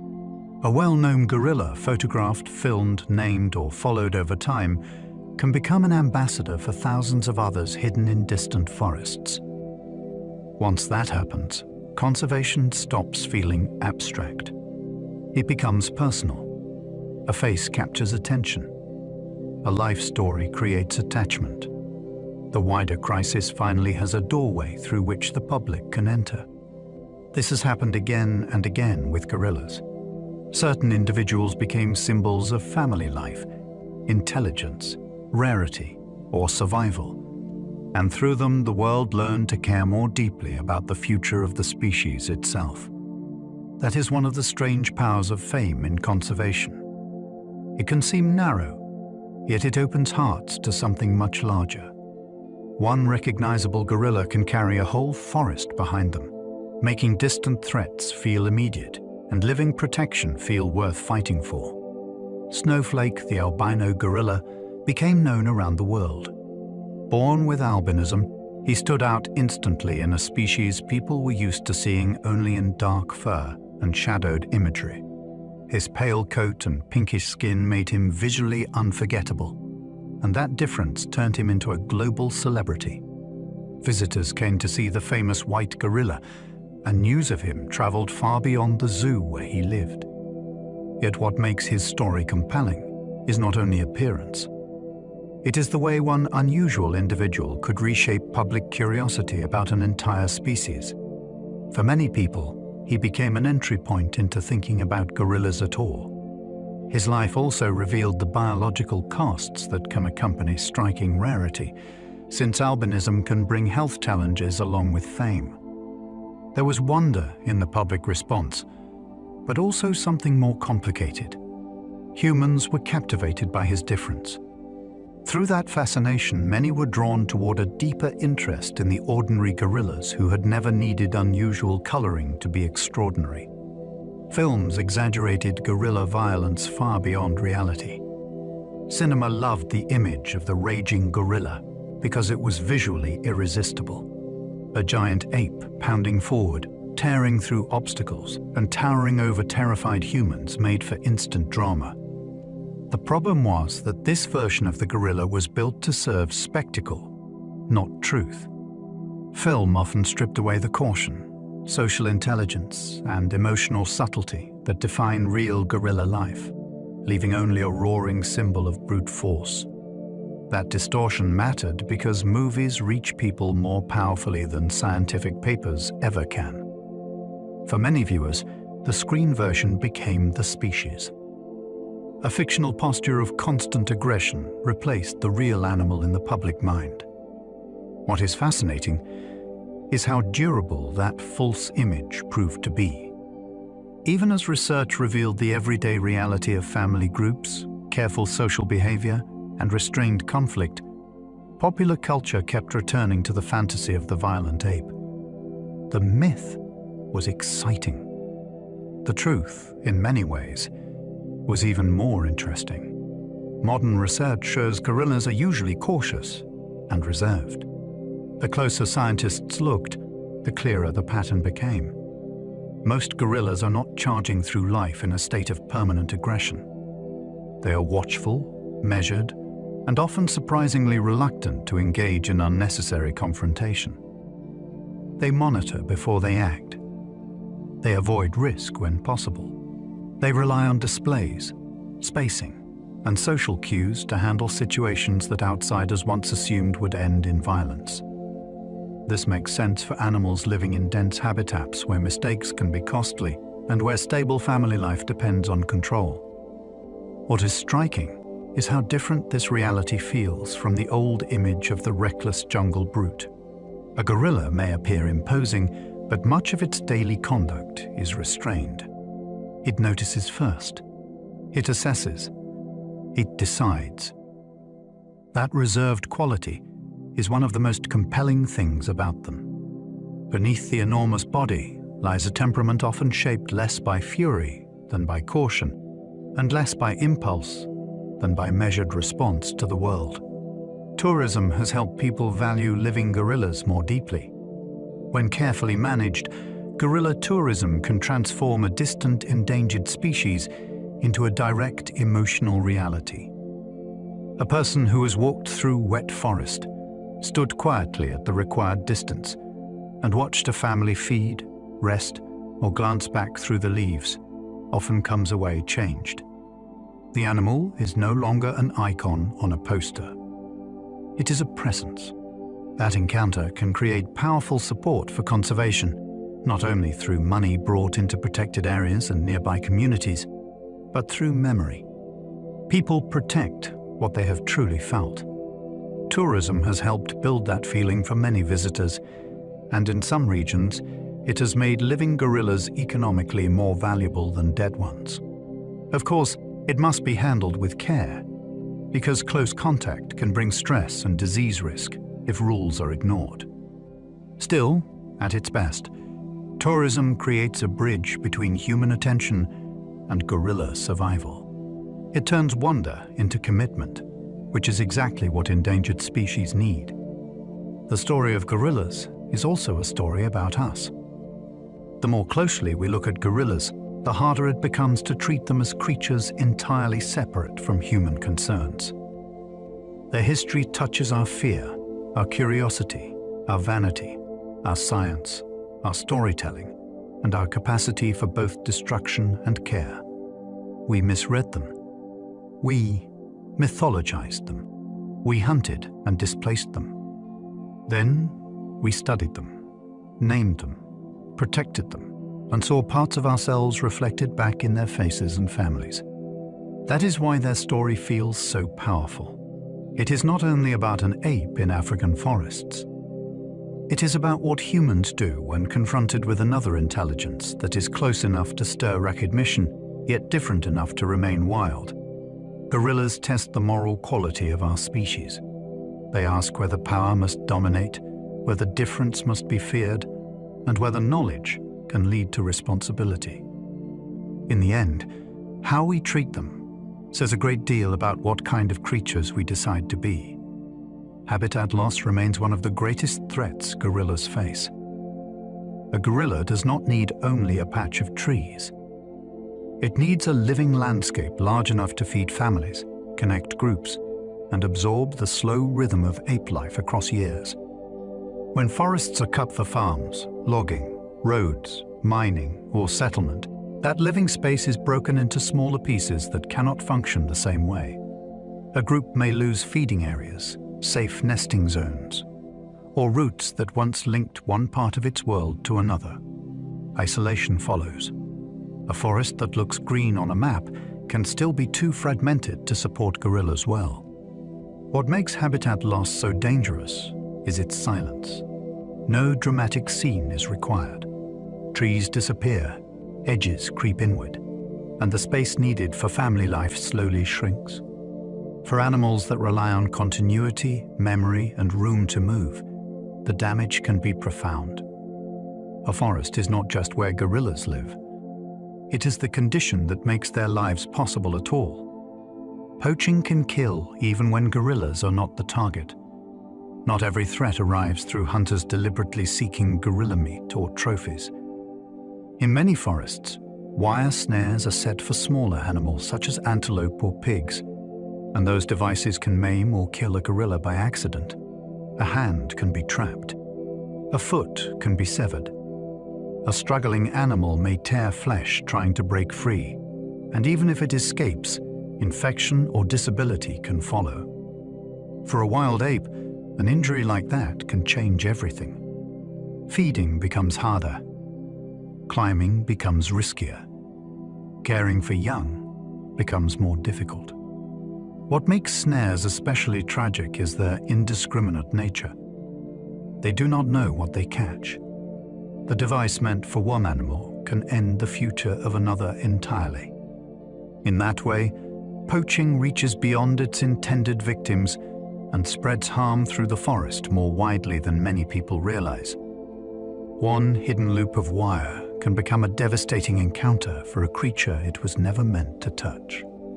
Human diseases can spread dangerously fast to gorillas. Because gorillas are so closely related to us, the biological similarities that make them fascinating also make them vulnerable. Viruses and respiratory infections that may pass through humans as unpleasant illnesses can hit gorilla groups with devastating force. A cough, a cold, or a more serious disease brought into their range by tourists, researchers, workers, or local visitors can move through a family that has little defense against it. That is why masks, distance rules, health checks, and strict protocols matter so much around habituated groups. The danger is not theoretical. Disease has already caused serious losses in great ape populations. What makes this threat especially haunting is how intimate it feels. Gorillas are not only endangered by guns or chainsaws, they can be endangered by our breath. The very closeness that lets us recognize ourselves in them also opens a channel of risk. Sometimes the deadliest thing humans bring into the forest is not noise, but infection. Civil conflict has damaged gorilla habitats in tragic ways. When war and armed conflict move through forest regions, gorillas suffer even though the fighting is human. Rangers may be driven out. Protected areas may become dangerous to patrol. Weapons spread.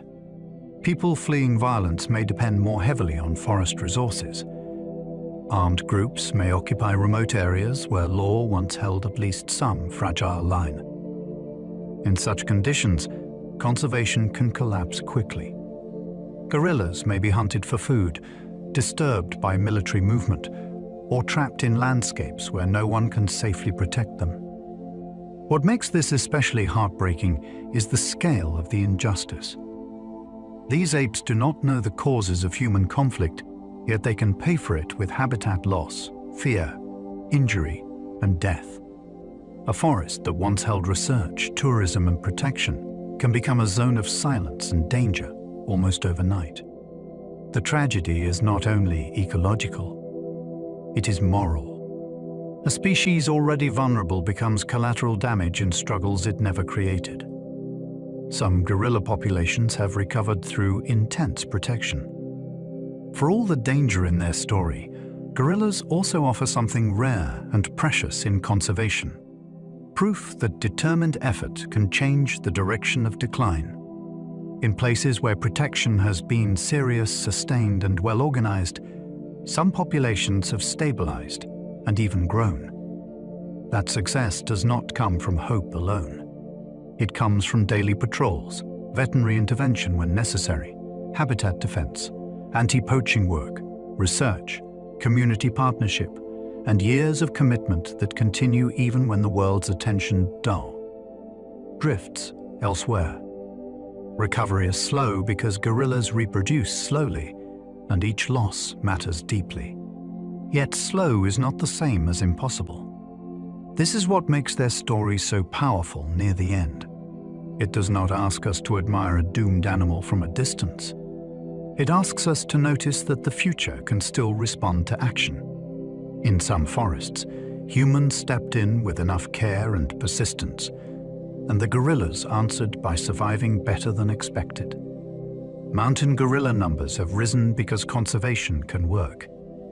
Among the most encouraging stories in modern wildlife protection is the increase seen in mountain gorillas after years of concentrated effort. These apes were once treated as if disappearance were almost inevitable. Instead, careful monitoring, strong ranger presence, veterinary support, tightly managed tourism, and international attention helped create the conditions for recovery.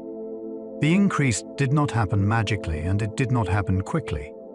It was built through difficult fieldwork in steep forests, where every gain had to be defended. What makes this story so stirring is that it pushes back against the familiar narrative of endless loss. Here is an endangered great ape that showed improvement because people chose not to give up. The lesson is not that the danger is over. Mountain gorillas still face serious risks. The lesson is better than that. It is that conservation, when done well and sustained over time, can produce real results for even one of the most threatened and demanding animals on Earth. Cross-border cooperation is vital for gorilla survival. Gorillas do not understand national borders, and forests do not stop being forests because a line on a map says one country ends and another begins. That creates a special challenge for conservation, because some of the habitats gorillas depend on stretch across multiple nations. If one side protects a population while the other side weakens enforcement or loses habitat, the whole effort can suffer. Cooperation becomes essential. Governments, park authorities, scientists, and local organizations must share information, coordinate protection, and treat the animals as part of one ecological reality rather than several separate political problems. This is especially true in mountain regions and border forests, where a gorilla family can live within a landscape touched by more than one country. What makes this fascinating is that the survival of a great ape can depend on one of humanity's most difficult skills, working together across lines we invented ourselves. In that sense, gorillas ask nations to think more like ecosystems do. Tracking gorillas demands extraordinary patience from field researchers. Finding a gorilla group in dense forest is rarely a matter of strolling in and looking around. Trackers and researchers follow clues that can be subtle: fresh dung, bent stems, feeding remains, prints, broken vegetation, the location of nests from the night before. Rain can erase signs. Wind can confuse sounds. The forest can hide a whole family only yards away. To do this work well, people must move slowly, read the landscape almost like a text, and accept long hours of uncertainty without losing focus. Sometimes the reward is a direct encounter. Sometimes it is only a trail that fades. What makes this so compelling is the discipline it requires. Guerrilla science is not built only from discoveries and close observation. It is built from endurance, humility, and the willingness to keep going when the forest offers almost nothing back. Behind every clear understanding of guerrilla life lies a great deal of mud, silence, waiting, and extraordinary human patience. Saving gorillas also means supporting the people near them.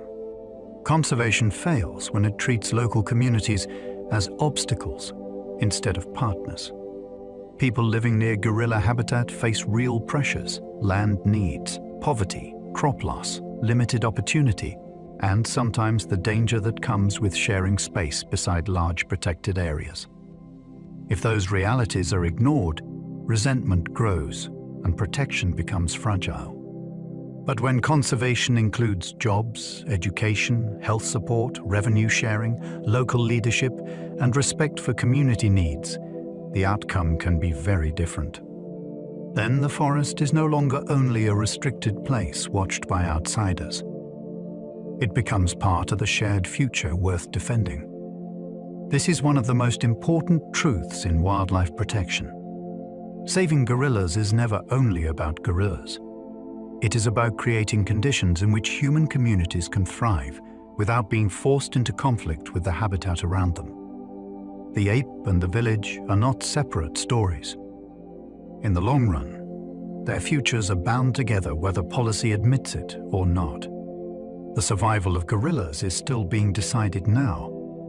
This is not a story safely finished in the past, where the outcome can be admired from a distance. It is still unfolding. Every forest patrol, every protected boundary, every disease protocol, every local agreement, every birth, and every loss still matters. That is what gives the gorilla story its urgency. We are not reading about an ancient disaster already complete. We are living inside the years in which the future remains open. Some populations have improved, which proves despair is too simple. Some remain in terrible danger, which proves optimism alone is useless.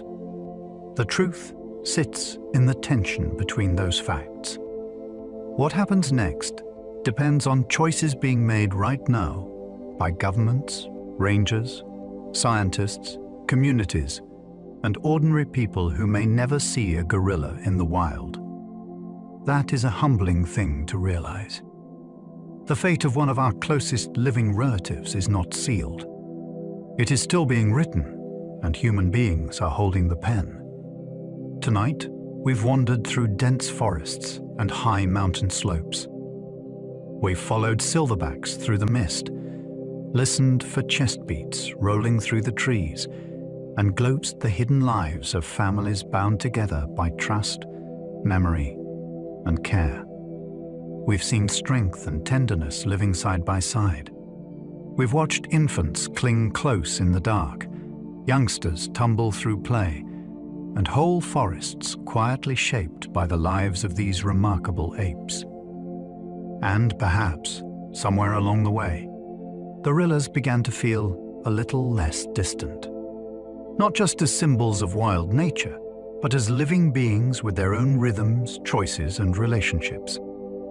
Creatures of deep feeling, immense power, and surprising calm, moving through the green hush of a world older than our own stories about them.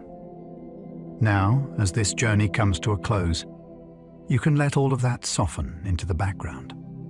The forest can grow dim again. The leaves can settle. The last echoes can fade into the trees. There is nothing more you need to hold on to tonight. If you enjoyed this slow exploration, I'd love for you to like, subscribe, or share a thought below. It helps other curious minds find their way here too. And if you happen to still be awake, There will be another video waiting for you on screen in just a moment. But for now, let your breathing slow. Let your body grow heavy. And let your thoughts drift gently into rest as the great forests darken and the gorillas settle into sleep beneath the night. Sleep well and good night.